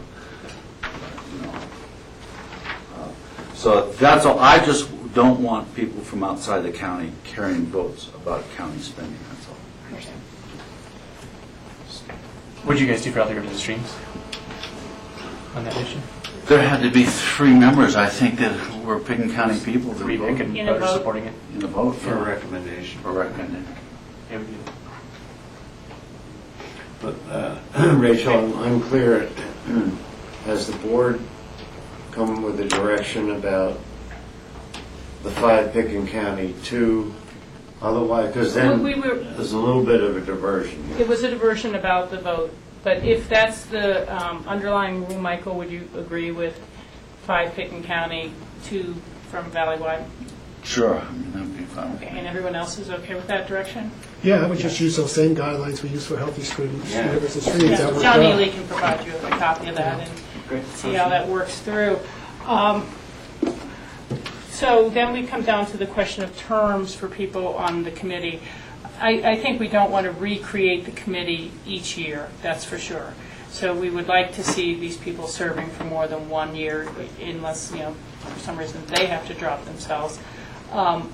Would it make sense to start with 3 and 4 year terms, or 2 and 3 year terms, so there's a staggering?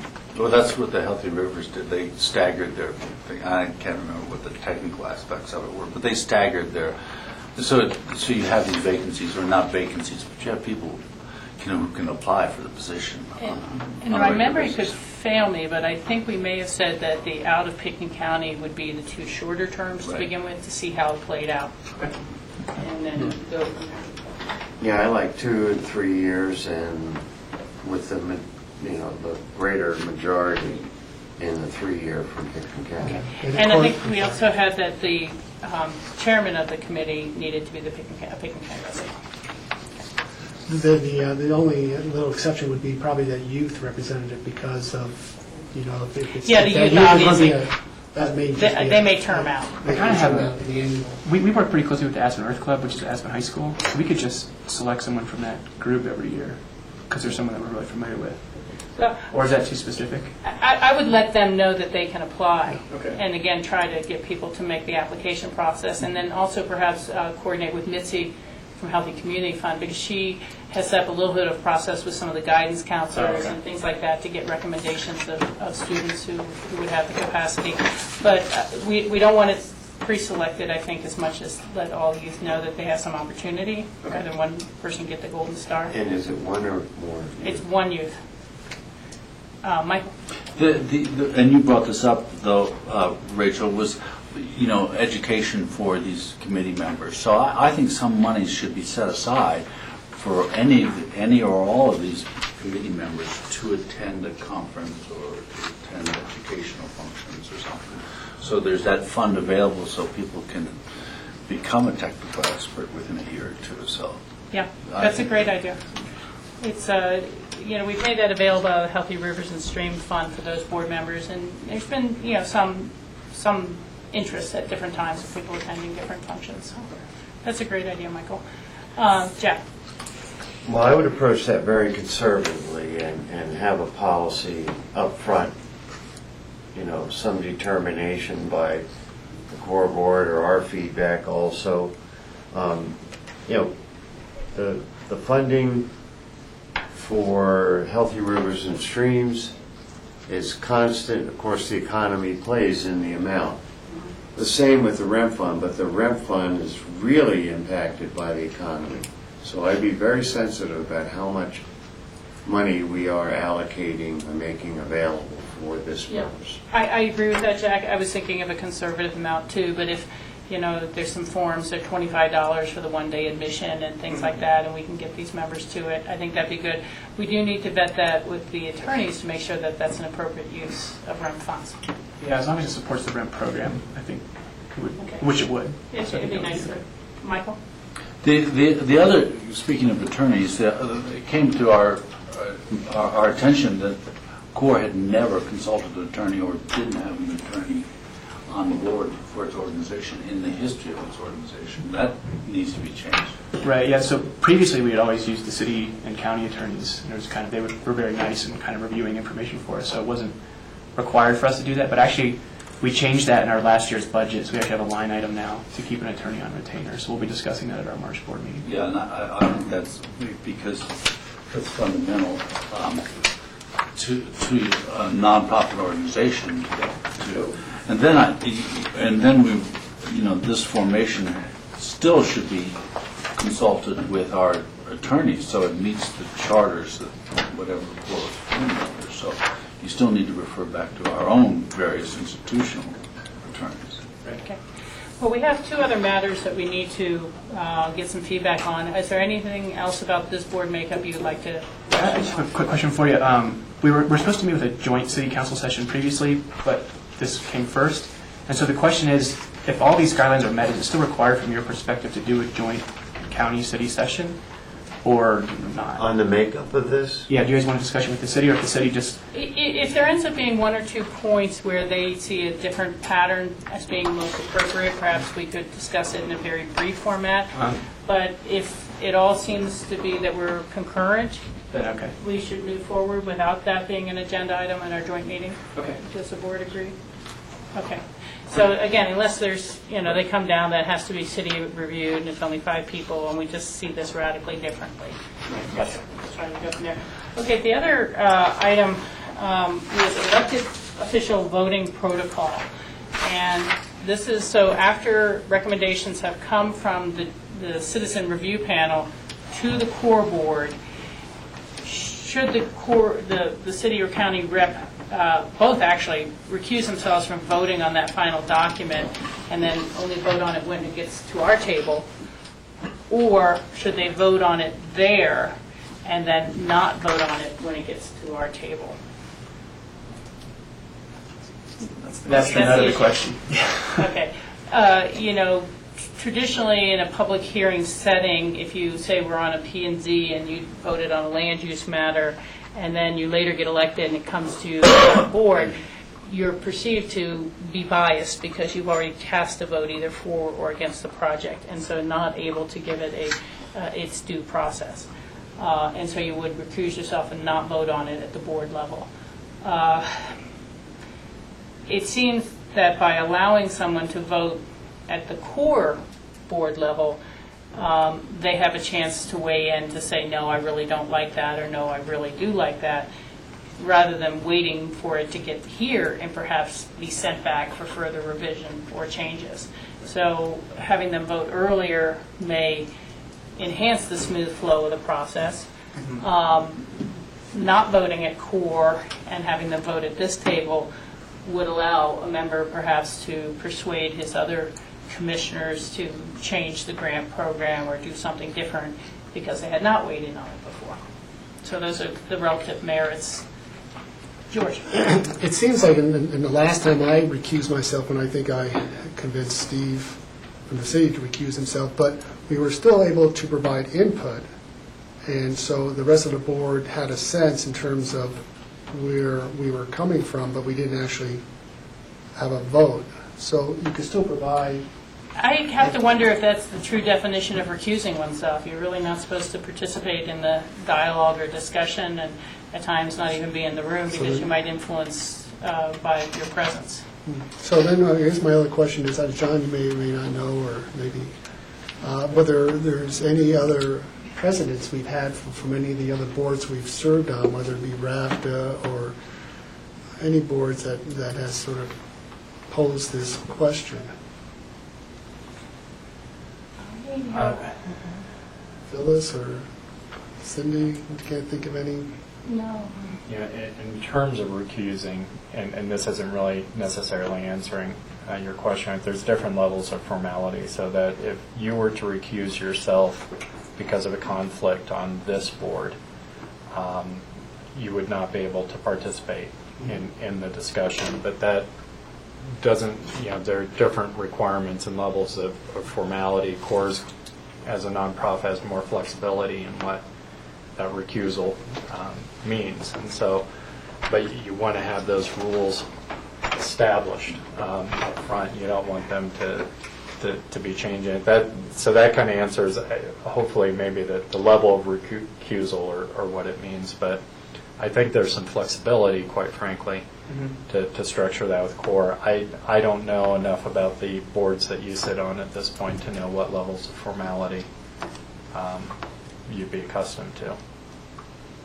I'm sitting here thinking, in general, the raft of budget as a whole doesn't come to us simply our ongoing allocation from the half penny, and that allocation is part of a larger budget allocation of the half penny, but the amount that goes to raft is already set by votes, by public votes. And so we don't have an input or change to that when we vote on the EOTC half penny budget.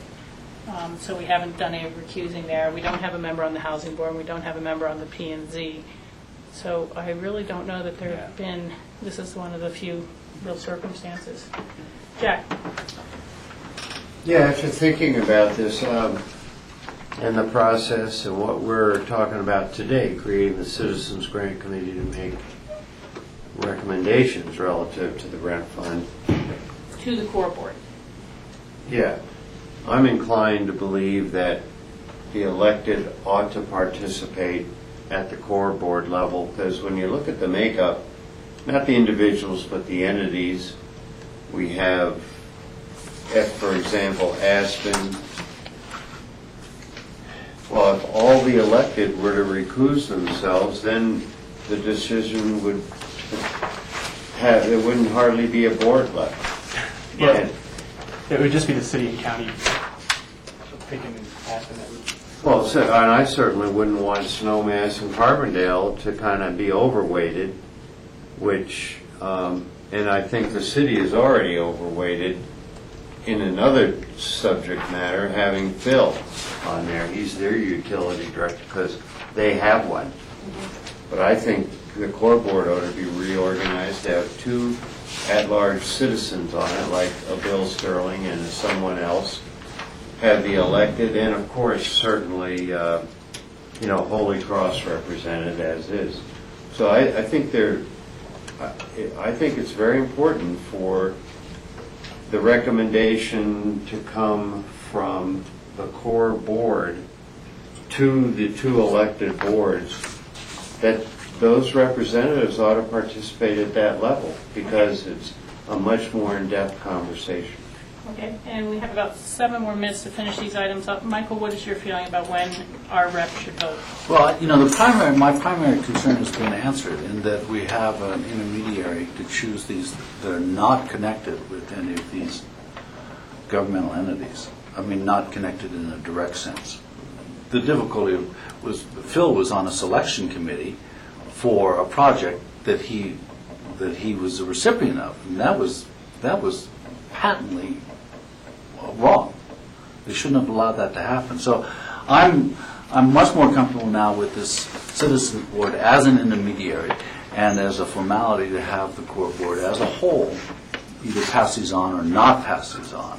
That's fine with me. Okay. Others? I weigh on the side of Jack, where I think the board should have its say at this point and get the vote. I agree with that. I think, is that okay with you, George? Yes. Okay, then we move on.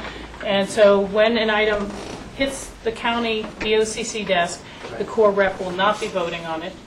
It could be a 4-4 and a 2-2, so better make sure they're all strong recommendations. We'll do our best. We'll work our way through that. But I think you're right. The input of our board member at that level will help shape the packet, and I think that's an important May I thing. clarify? What did you mean about the board member? You're our rep. Our rep will not Not vote on it vote. when it gets to our Here. table. Correct.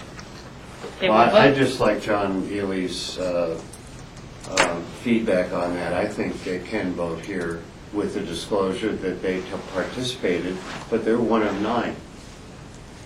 Yeah. Do you want me to ask John? So John We can Ely, ask John Ely question. that. I know we were having Patty recuse at the end when we looked at the grant request because we thought it hit that technical level. George's question, we can check with John Ely and reaffirm whether we needed to go that way. Yeah, I would agree with Jack. I mean, I want to save my vote where it's going to make the most impact, and that is at this table, not as a rep on a different board.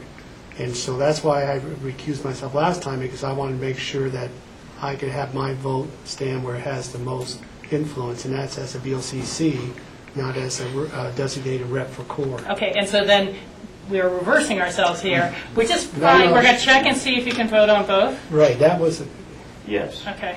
Because still they're making a recommendation at core.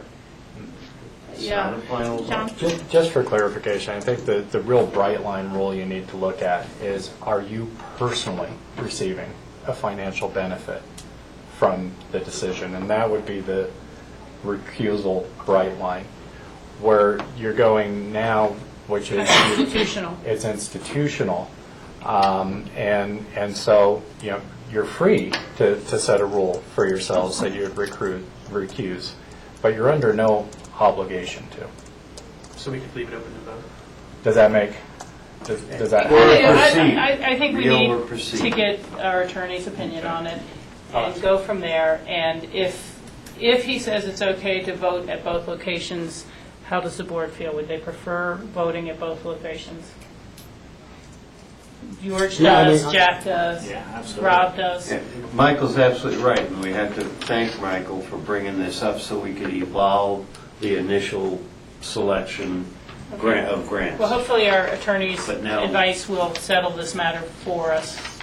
Yeah, Michael? I actually don't think it's quite as important as it used to be because of the intermediary of a citizens grant committee, because that takes it essentially, you're passing on recommendations. I don't see that you are ensuring your own institutional interest as much as that citizens committee is Okay. acting as an intermediary. So I'm not as concerned about it. Well, we'll try to query John Ely as soon as possible and be able to get back to you on that point, but we seem to have direction if all is okay with the attorney. And we now have about 5 minutes to talk about the proposed changes to the core rebate program. It'll be really quick. As you guys know, we do both appliance and solar rebates. And typically on an annual basis, we kind of update those based on the cost of the product and the demand throughout the area. And every year we've kind of made it a little bit more stringent on the appliance side to encourage people to get more efficient products. The PV kind of fluctuates a little bit based on demand and what other rebates are out there. So briefly on appliances, we started giving these out in 2003. We started ratcheting them up in 05 and 06. Last year we moved to a tiered rate system that incentivized the super efficient products more than the kind of efficient products. But the truth of the matter is now Energy Star is pretty commonplace. Almost everybody buys Energy Star anyway. So we're going to suggest to our board in March that we only give rebates for the highest tier. The Consortium for Energy Efficiency is the most specific group that rates all the appliances. And they have them in tiers. And the top tier is tier 3.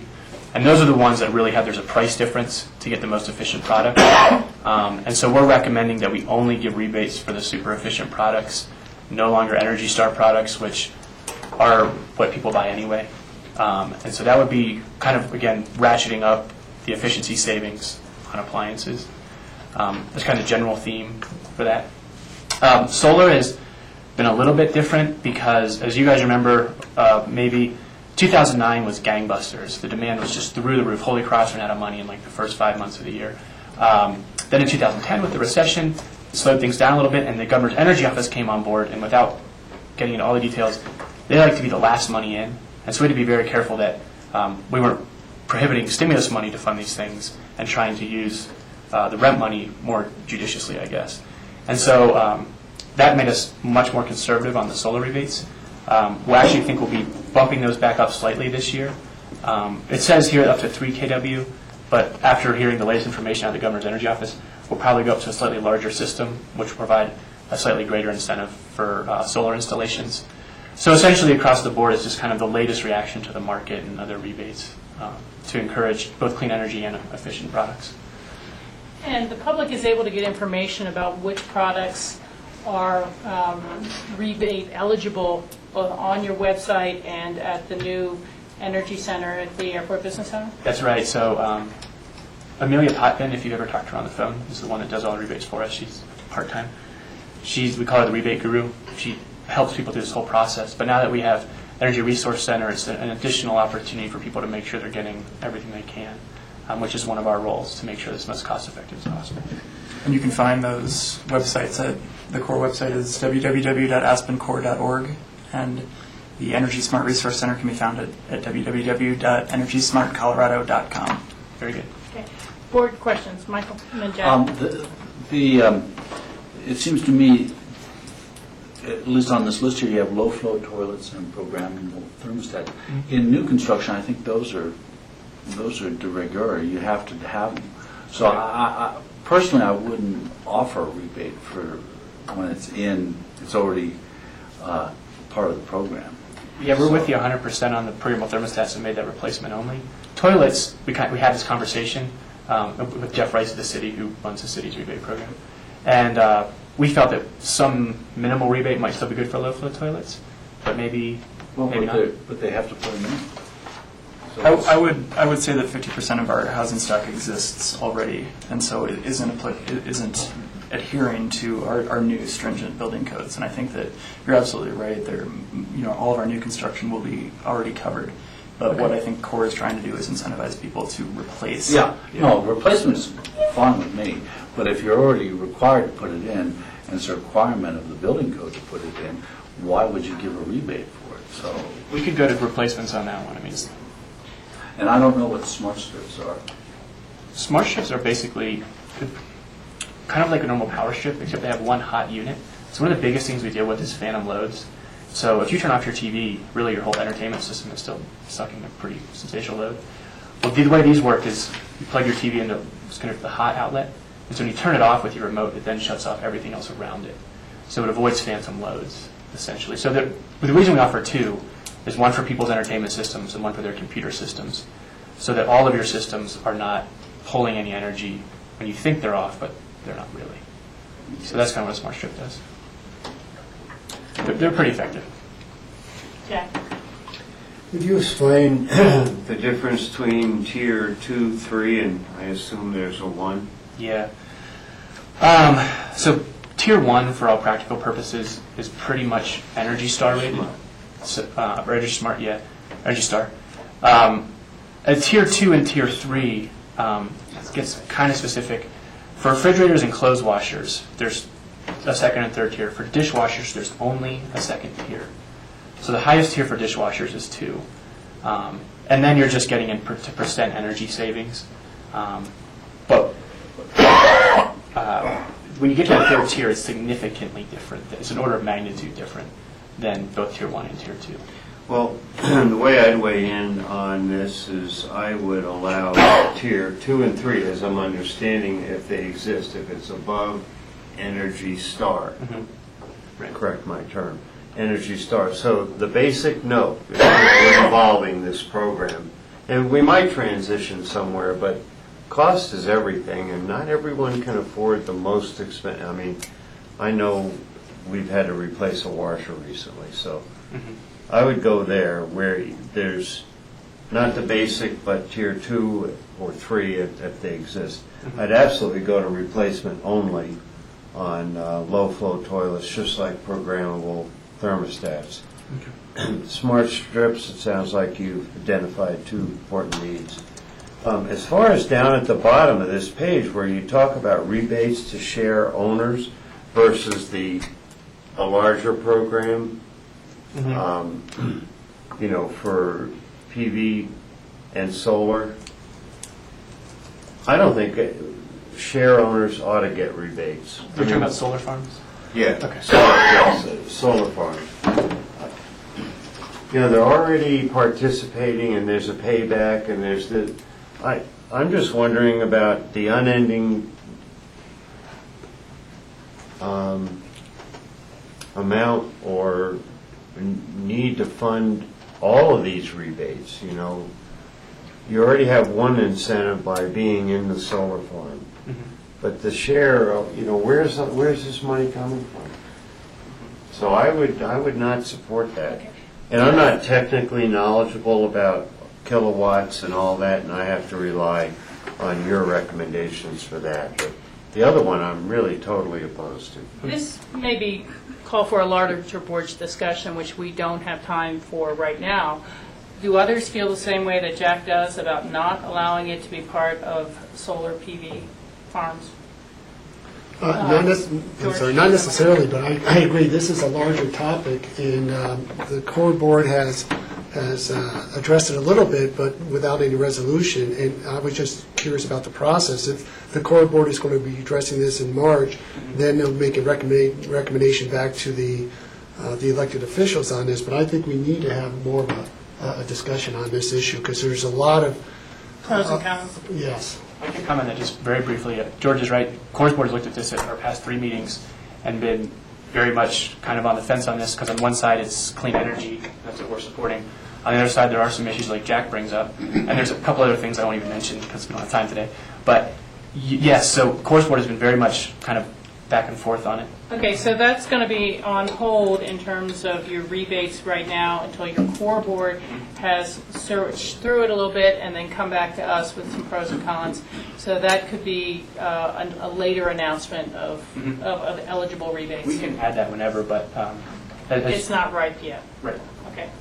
Thank you. Michael? Yeah, I'm not against rebates for solar. There might be instances where your solar farm is your best or maybe your only possible use of solar because you're just not in an area where you can put solar in. So what concerns me more are the dollar amounts for these rebates. And what I'd like to have them reflect is really what's the cost difference between a Tier 3 and an Energy Star, and make that rebate significant in towards moving the person towards, if the difference is $1,000 difference, then $100 isn't going to do anything. You're exactly right. We looked into this pretty extensively. And for Energy Star, they're at the base level, so there's no need to really set up by those. What we found in the highest tiers, there's kind of 2 groups. There's groups that are energy efficient, and then there's the luxury brands. So we tried to evaluate kind of the more standard but efficient products, not your Vikings that cost $2,500 or whatever. And so we found that $100 should push people close enough. In addition to Holy Cross's rebate, which is $75, which makes up that difference. And that's why with the super efficient is to try and send a price signal that with the rebates you're getting the same product, or you're paying the same price for a better product, essentially. We spent some brain damage on it. Okay. Yeah. Thank you. We are pretty much out of time. There was a note here for other new or old business. Do board members have something they'd like to bring up in a future meeting? I would like an explanation either from the core board or staff and both about why the city has a utility position on the core board. Not the person, but the position. Do you want me to? Yeah, if you had that briefly. They pay a separate sponsorship fee for that seat, which is why they were given the vote. But actually, in recent conversations with the city, they're very comfortable with adding a second Pickens County representative. So if you wanted to put 2 county representatives on there, we're at 8 right now, 8 board members, and we kind of been saving that last 9 in case the county wanted to. So Dylan could be appointed to. Would still have to. And then we'd have to pay a sponsorship. Your guys, so the rent difference is 60-40 city-county. So you guys pay slightly more on the REMP side, and so they kind of felt that it was okay. 20% is not slightly. Well, no, not slightly, but enough to, warrant a second. 60/40. Okay. Well, County, city, not As city. far as let's bring that back revenue during stream- our open discussion among ourselves, maybe today or at a future date. But we are going into our lunch hour now, and we need to be back here at 1 o'clock. Thank you, Grassroots. We will go on break now. Thank you, Nathan. Thank you. Well, I appreciate your time. Thank you very much.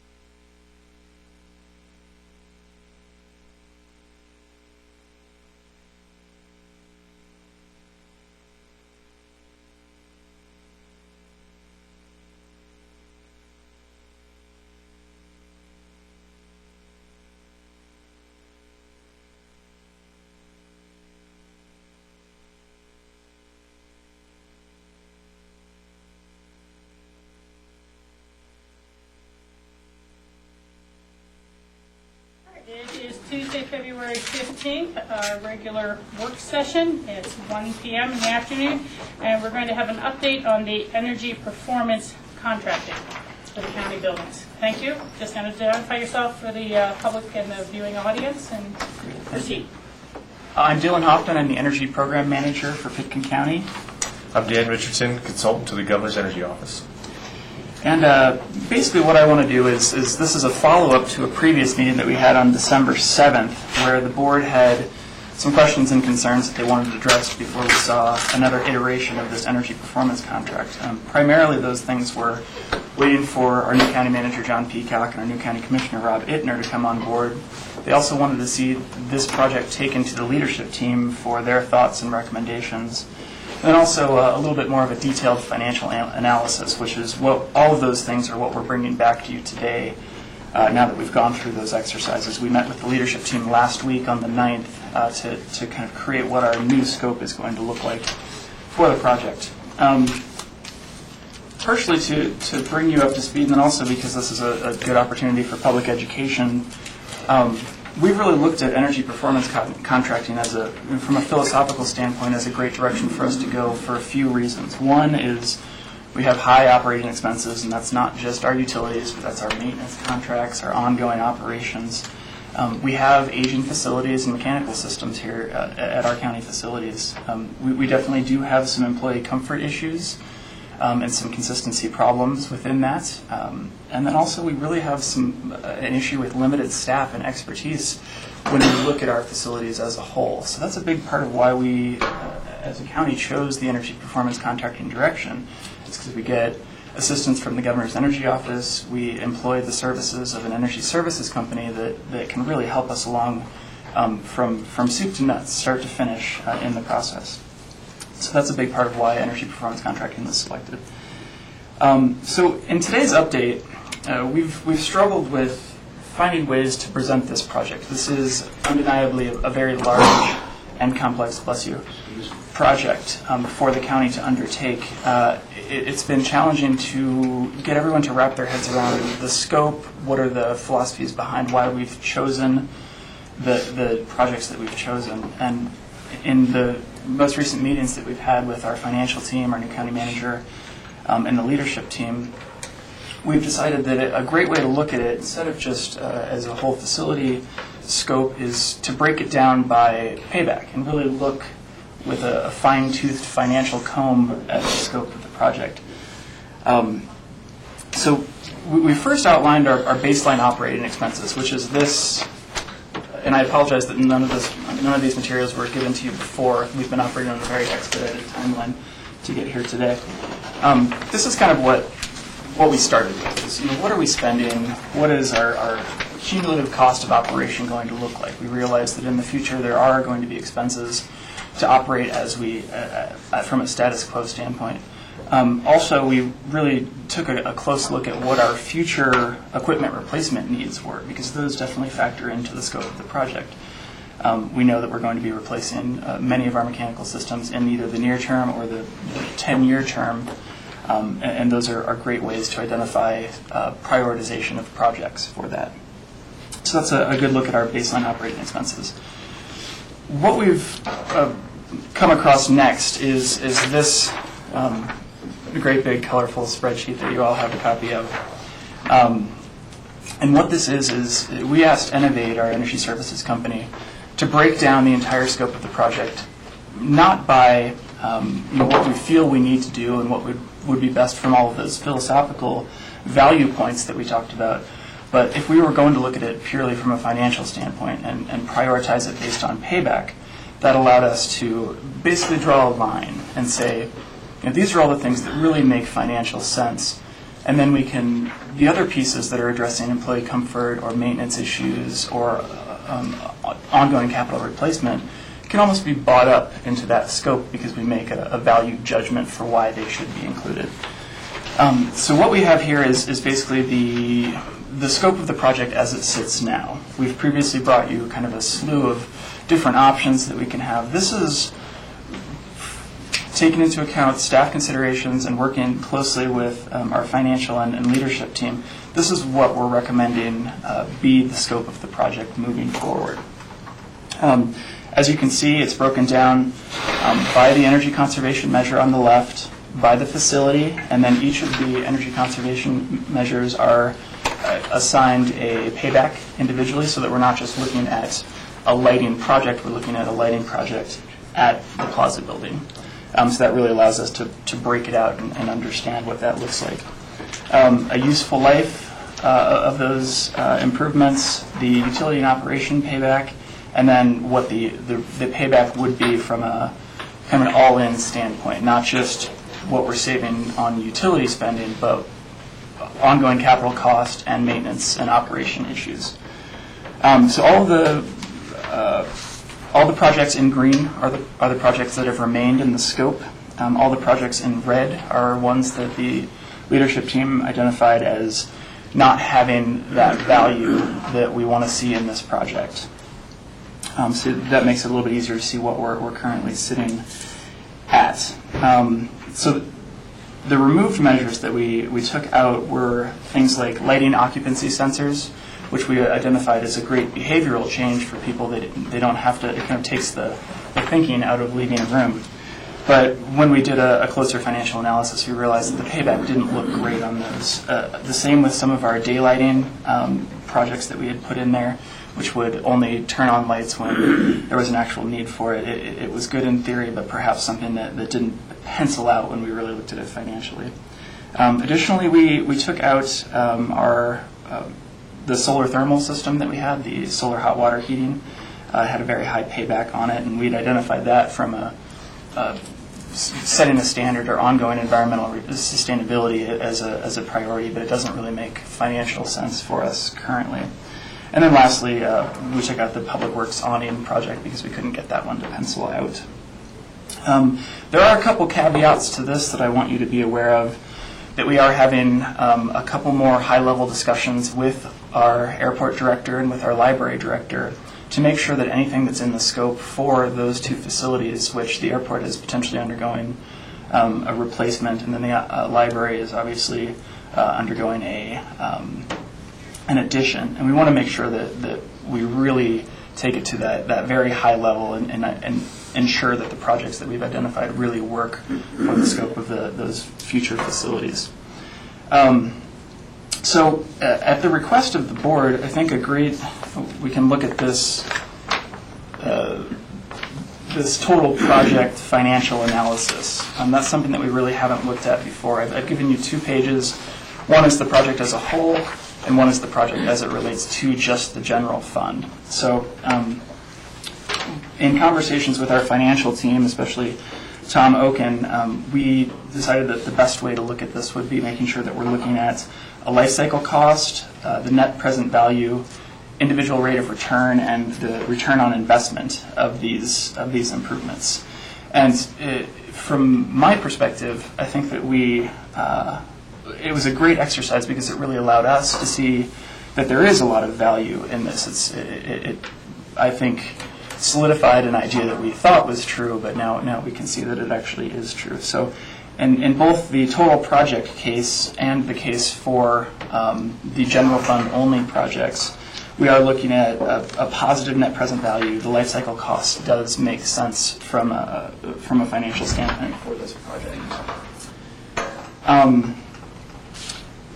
One other detail that we've broken out, and that's right behind your baseline operating expense sheet, is the funding breakdown, because we have been forced to look at this project kind of as a whole, but we want to make sure that we're identifying the individual pieces based on general fund versus enterprise funds. And so we've broken out the paybacks and savings by fund so that you can see where we stand with each of those. And lastly, the last thing I want to show you before we talk about the projects as a whole is a requested life cycle cost analysis, which is this great big graph that you have. And this was requested also by the financial team so that we could take a look at, when we had that baseline assumption from an operations standpoint, we know what business as usual is going to cost us. And we know now by analyzing this what this new project is going to cost us over a life cycle. So basically it's about $14 million to operate for the next 25 or 15 years at our baseline, and it's about $12 million to operate under a new under the scope of the energy performance contract. So that's about $2.4 million in savings over the life cycle of those improvements. Really what we want to do today is take the board's temperature and prepare the board for looking at what our next agenda item is today at 2 p.m. And how do we want to approach, A, the scope of the project, and B, if we decide that the scope of the project is where we want it to be, how does Pitkin County move forward with this from either funding it through existing capital reserves or pursuing the option of a lease purchase agreement with Innovate. And really the biggest reason why we did the high-level financial analysis was to say, well, we know that there's a cost to doing a lease purchase agreement, to financing this. What does it look like if we pay for it up front? Do we get savings? Is it a good investment? And so from a project cost, the return on investment is about 4.5%, which is, it's positive. It makes financial sense for us to do that if we can identify those funding pools. So that's something that I want to make sure that you're thinking about as we look at this project. John? I'm sorry, Dylan. Did you guys understand? I saw some eyebrows furrowing that basically if we were to invest, say, $1 million into making this portfolio of improvements, what we're saying is the savings would be equivalent as if we had invested it with a 4.5% return. Correct. I want to let you finish your presentation, but then perhaps walk us through these drafts so they start to make a little sense as to how you reach different conclusions. Certainly. I'm essentially done. I really wanted to put the information in your hands. So basically, if you look at this total project draft, we outline some baseline information, what our energy costs are, what our operating costs are. We factor in the periodic capital replacements as per our existing capital replacement schedule and projects that are scheduled for the next couple of years. We can break out by basically what the savings would be in all of those areas, and then amortize that over the term. We've chosen to use 15 years in this to see what is the cost of money today, what is the cost of money in the future. So basically, where the rubber meets the road on this is the red box and the green box. Our baseline life cycle cost is at $22.5 million. Our life cycle cost with these improvements completed is at $19.3 million. So basically, we are seeing a total operational savings there. Anyone have any questions as I move forward? And Dan might be able to enlighten us as to other specifics of this. I'm not a financial analyst. How did you determine the net present value of the baseline? Do you want me to answer that, Dylan? Okay. So the net present value really takes the cost of inflation versus the potential return you could get on a dollar. So a dollar today under inflation, let's say you have 2% inflation, is worth more than a dollar 2 years from now, right? Okay. Because of inflation. Now, so we know that over some period of time that if we spend these dollars up front, that we're spending more valuable dollars than if we spread them over time through a financing mechanism. The other thing it takes into account then is if you invested that dollar today, you would anticipate getting a certain return. And so really what we did as a finance group was to sit down and take our best estimate at what do we think is going to happen with inflationary pressures, especially on energy costs, and what is the likely return over this next 15 years if we were to invest those dollars. And then compare, well, what if we spend them today versus What if we financed it over time? And basically, the conclusion that we came to was that it makes more sense, financial sense, given what we are assuming will happen with inflationary costs on energy, which we think will grow at a faster rate than the investments, especially the investments that we're restricted to as a public sector entity. And so it makes more sense, there's a better return on investing upfront in projects if you have the cash today. That's going to save us more money in the long run. Does that make sense?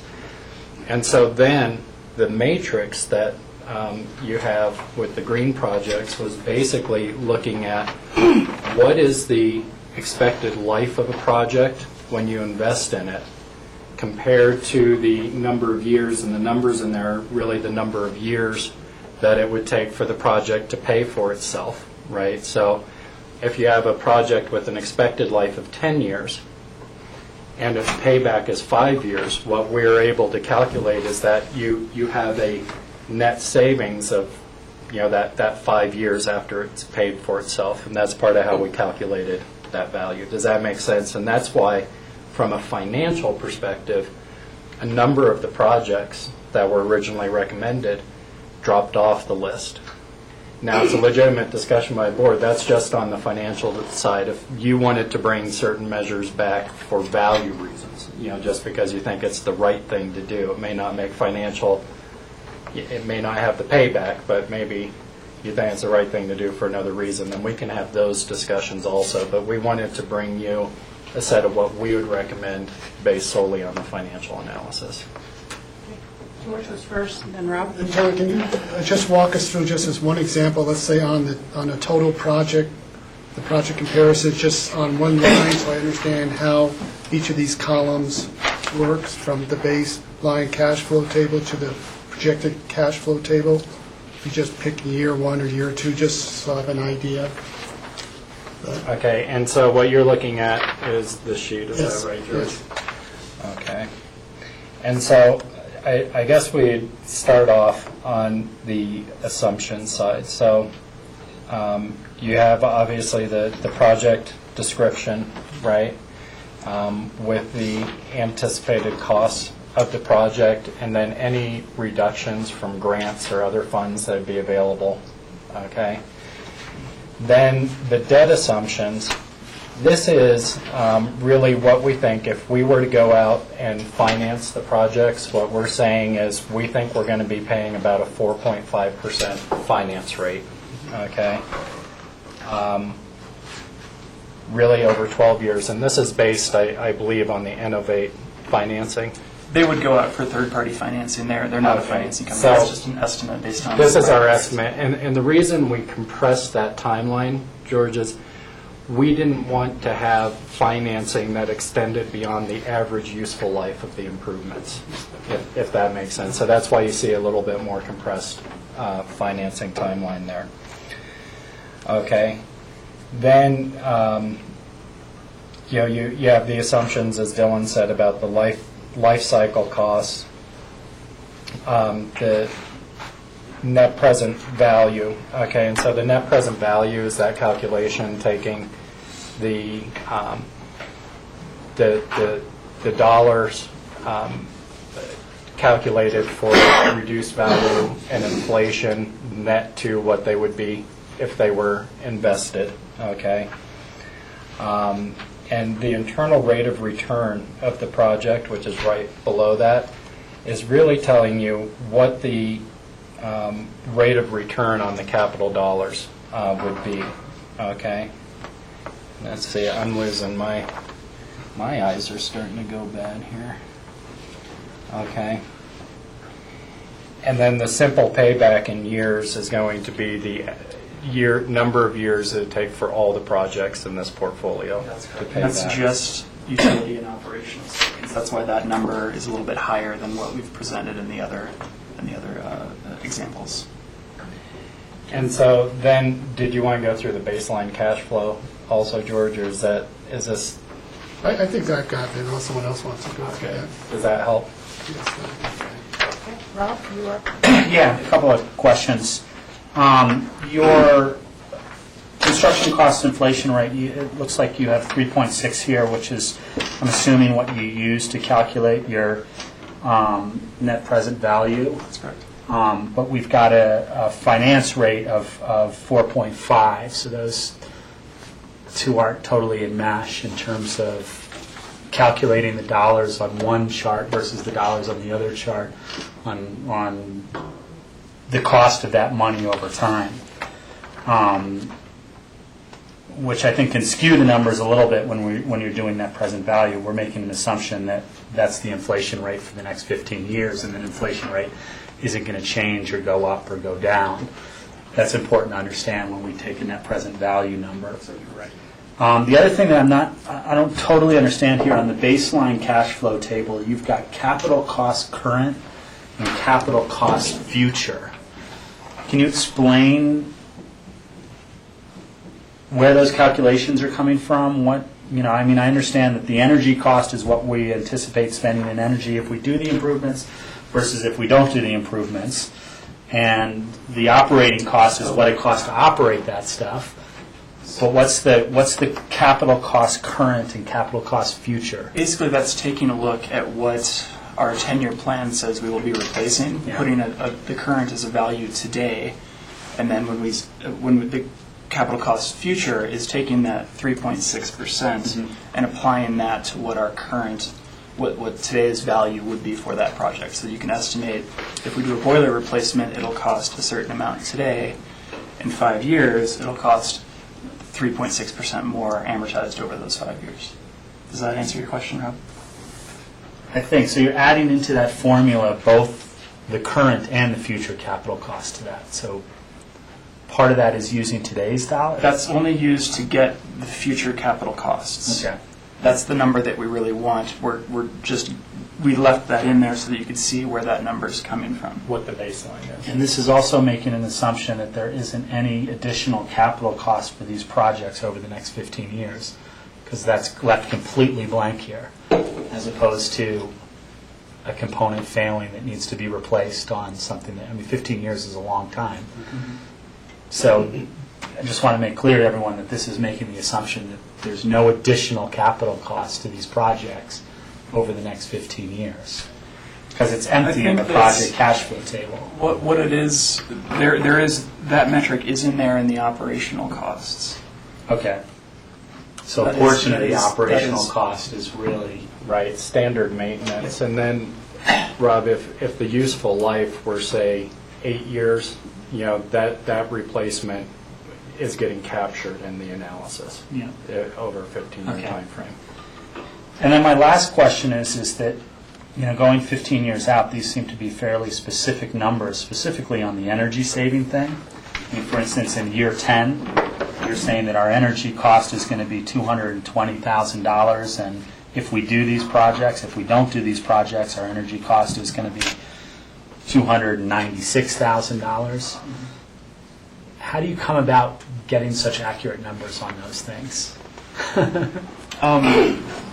And I didn't use anything under 1,000, but it's down to the dollar as well. So. Absolutely. It's based on what our current, as part of the technical energy audit that we did, the investment grade audit, they figured out exactly what the predicted savings would be. And remember, they're very conservative in those estimates because they're guaranteeing those savings.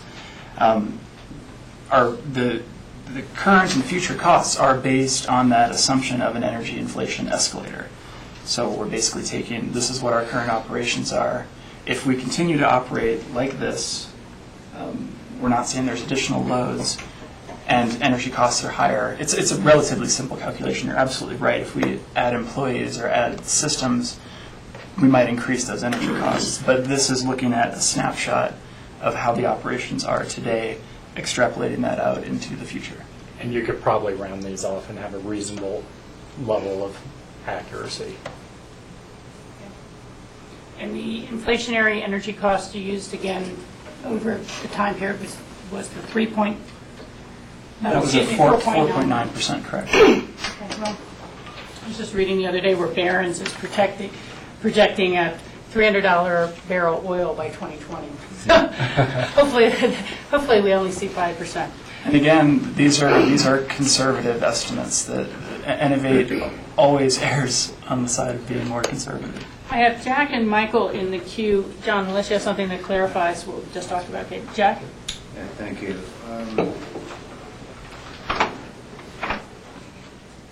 It's hard to digest all this, having just been given it, because I'm kind of a person that takes a while to get it because of all the various data. But you said earlier in your presentation, we would have, what, 2.4 million savings from the life of the project? From a life cycle cost standpoint, yeah, that's And what is that? Energy savings? Energy and operational? What do we? it's all of the above. The kind of three flavors of money we have: the utility savings, maintenance and operation, and capital avoidance. Okay, and so then I go to this page, second page of this, where we have the orange highlighted, as it were. So what am I seeing here under costs? Is this the cost of the project? A net of 2.7 million That would be for total? yes, absolutely. So we're going to invest 2.7 million to save 2.4 million? That's a good way to explain that. Dylan, I think that's a life cycle cost. That's not the, I think what Jack, you're after is what is the dollar value that would be out the door to buy these projects right now? Is that the recommended projects? Well, I'm trying to, other than philosophical and policy reasons, our support for green energy and, doing the right thing, I'm trying to find out in my own mind why I would put this money up front or finance it. Right. What's, at the end of the day, what's the bottom line? Is it 2.4 million? To invest 2.7 million? Yeah, so the overall savings is what I think Jack is looking for. Yeah, at the end of the day, we have to make a decision whether we do this, number one. Number two, do we put the funds into it right away to save the financing costs? Or three, finance this. And I need to understand why I would do this other than doing the right thing. And that's a number for me. Rob, do you think you can add some clarity? Yeah, I mean, I think where I get that number, looking at the total project sheet, the investment is, the capital cost is 2.729451, 2.7 million basically. And the savings is the difference between the baseline net present value and the project net present value, which is 700,000. That's the way I read that, Jack, that it's 700, if we invest this money up front, given that these assumptions are correct, which is really what we're discussing here, that Well, the we assumptions, have to have the assumptions in order to have the conversation. that we will save $700,000 today. But is That's that present day money. financing costs? What's that? Are you saying That's that's a net- That's saving that's the net financing? of financing costs. And it's the question of having the money today to invest it versus using, the question's really the opportunity cost for the money. Is there something that's worth more to us to use this money on that we can save $800,000, or is this the top savings? Well, and as I said, that's one of the questions being asked us. Do the project, finance it now or later? So I understand there's a financing benefit to paying now, and we don't have the 5%. It's really 5% annually is what I see here as cost of capital. It's not 4.5%, which is return on investment. Those are two different things, I believe. Well, the debt assumption, the finance rate is 4.5%. I'm wondering, are we looking at different? Correct, I see that as well. Total project. You see 5 or 4? 4.5. On the total project page. Yeah, so on the right-hand side, that's kind of the bottom line side. But anyway, no one has still answered the question for me, at the end of the day, no matter how if we pay it off, because that's the most efficient way. If we buy in now, what's the bottom line at the end of the day? What do we save? Because it looks like on the surface that I'm spending, this is only Jack as if he was the king here, I'm going to spend $2.7 million for more efficiency in the right infrastructure for the environment, but I'm only going to save 2.7. I'm going to only save 2.4. No, that's, is that totaled on the bottom of the, we had that total on the sheets here.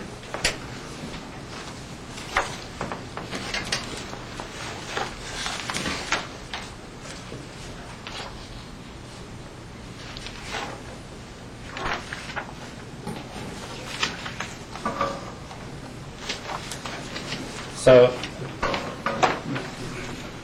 Dylan, I don't think we have these total.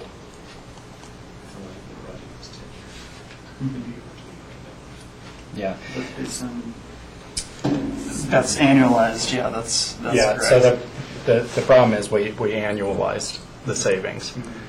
So, Jack, the difficulty in getting to that bottom line number, which we can get to for you, is that each of the projects has a different useful life. And so if you look back on your form here, this matrix, and this won't give you the bottom line number, but I think this starts to answer your question. If a project has a useful life in this column of 15 years, but the payback is 5.3 years, what you know then is that the project is paid for itself in 5.3 years. And then everything between 5.3 years and that 15 years is savings over and above what we would have had. And so that's how we got to these projects, which was to look at where does the useful life exceed the payback.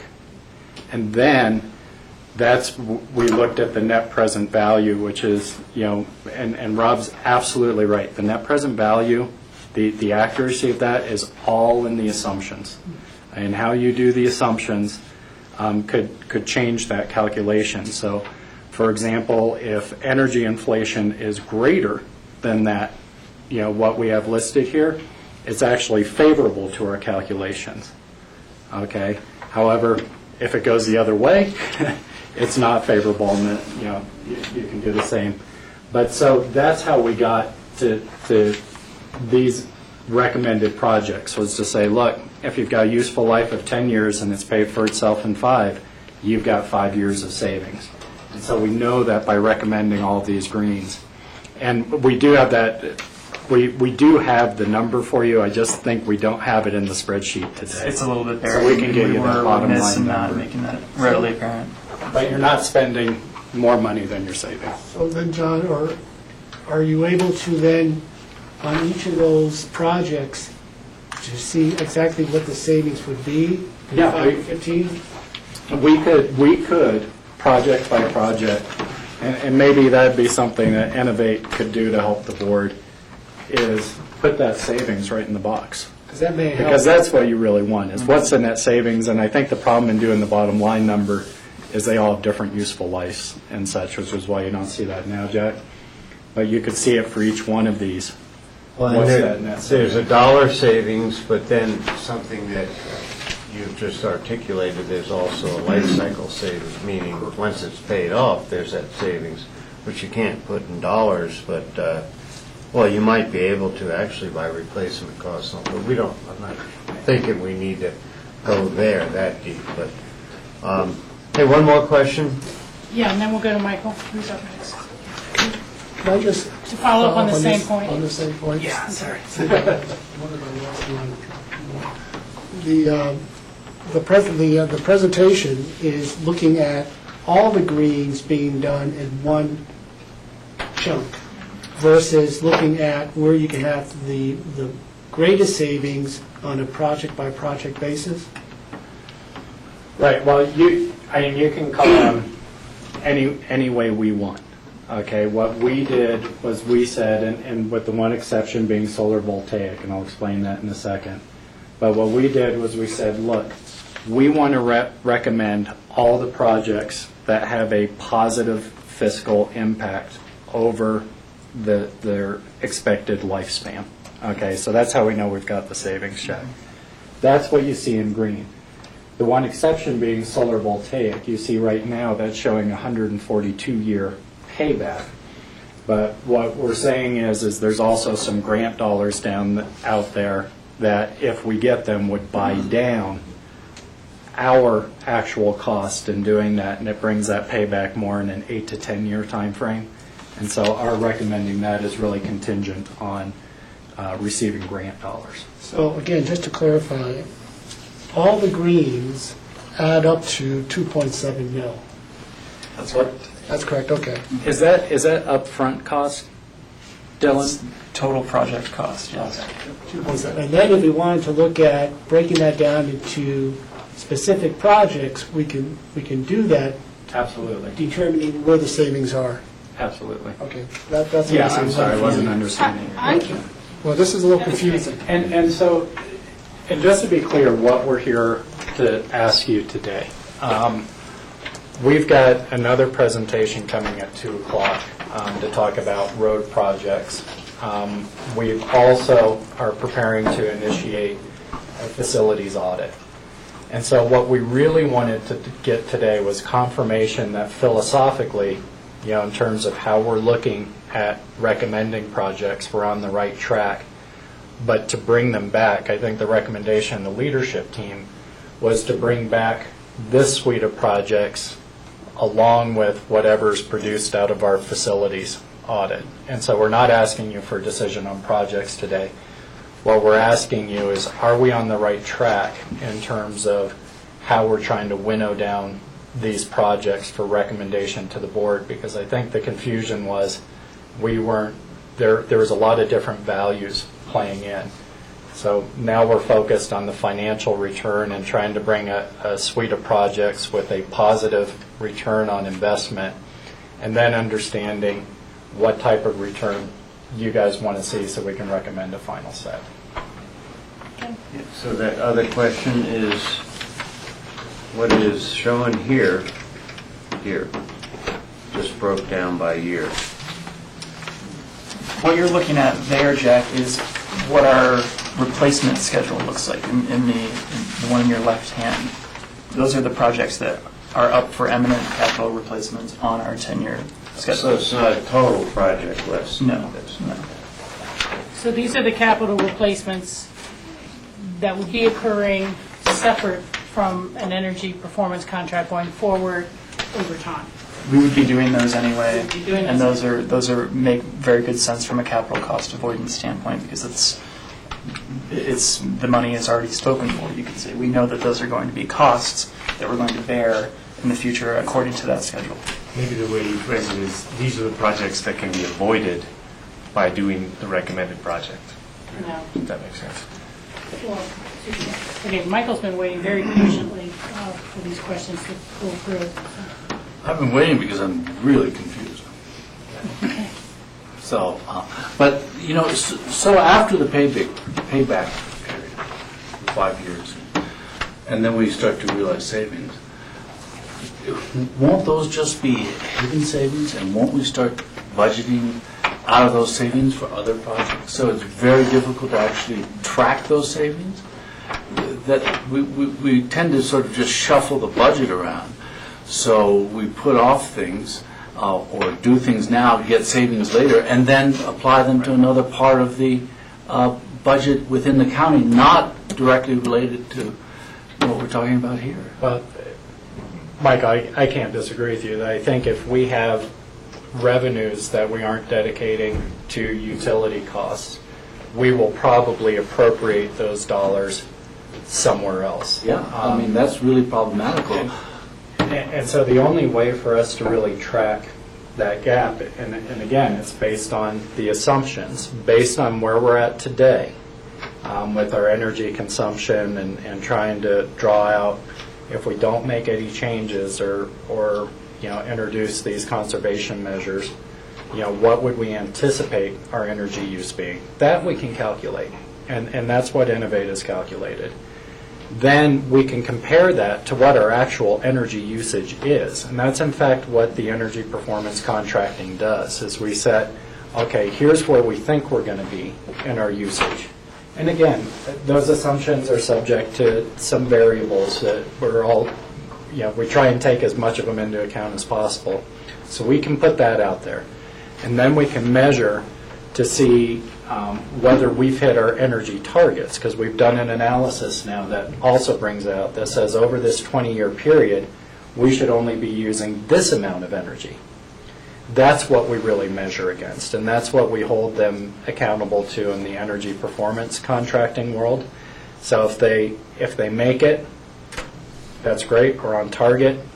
We presumably save some dollars. If they don't make it, then under the energy performance contracting, actually they've got to cut us a check back for the difference over the life of the contract. So we definitely will enjoy that, or will avoid spending the revenues, at least on those additional energy costs. And I think it's very likely that you'll choose to appropriate those somewhere else in the budget. But we will have a line where we can say, did we meet our energy goals?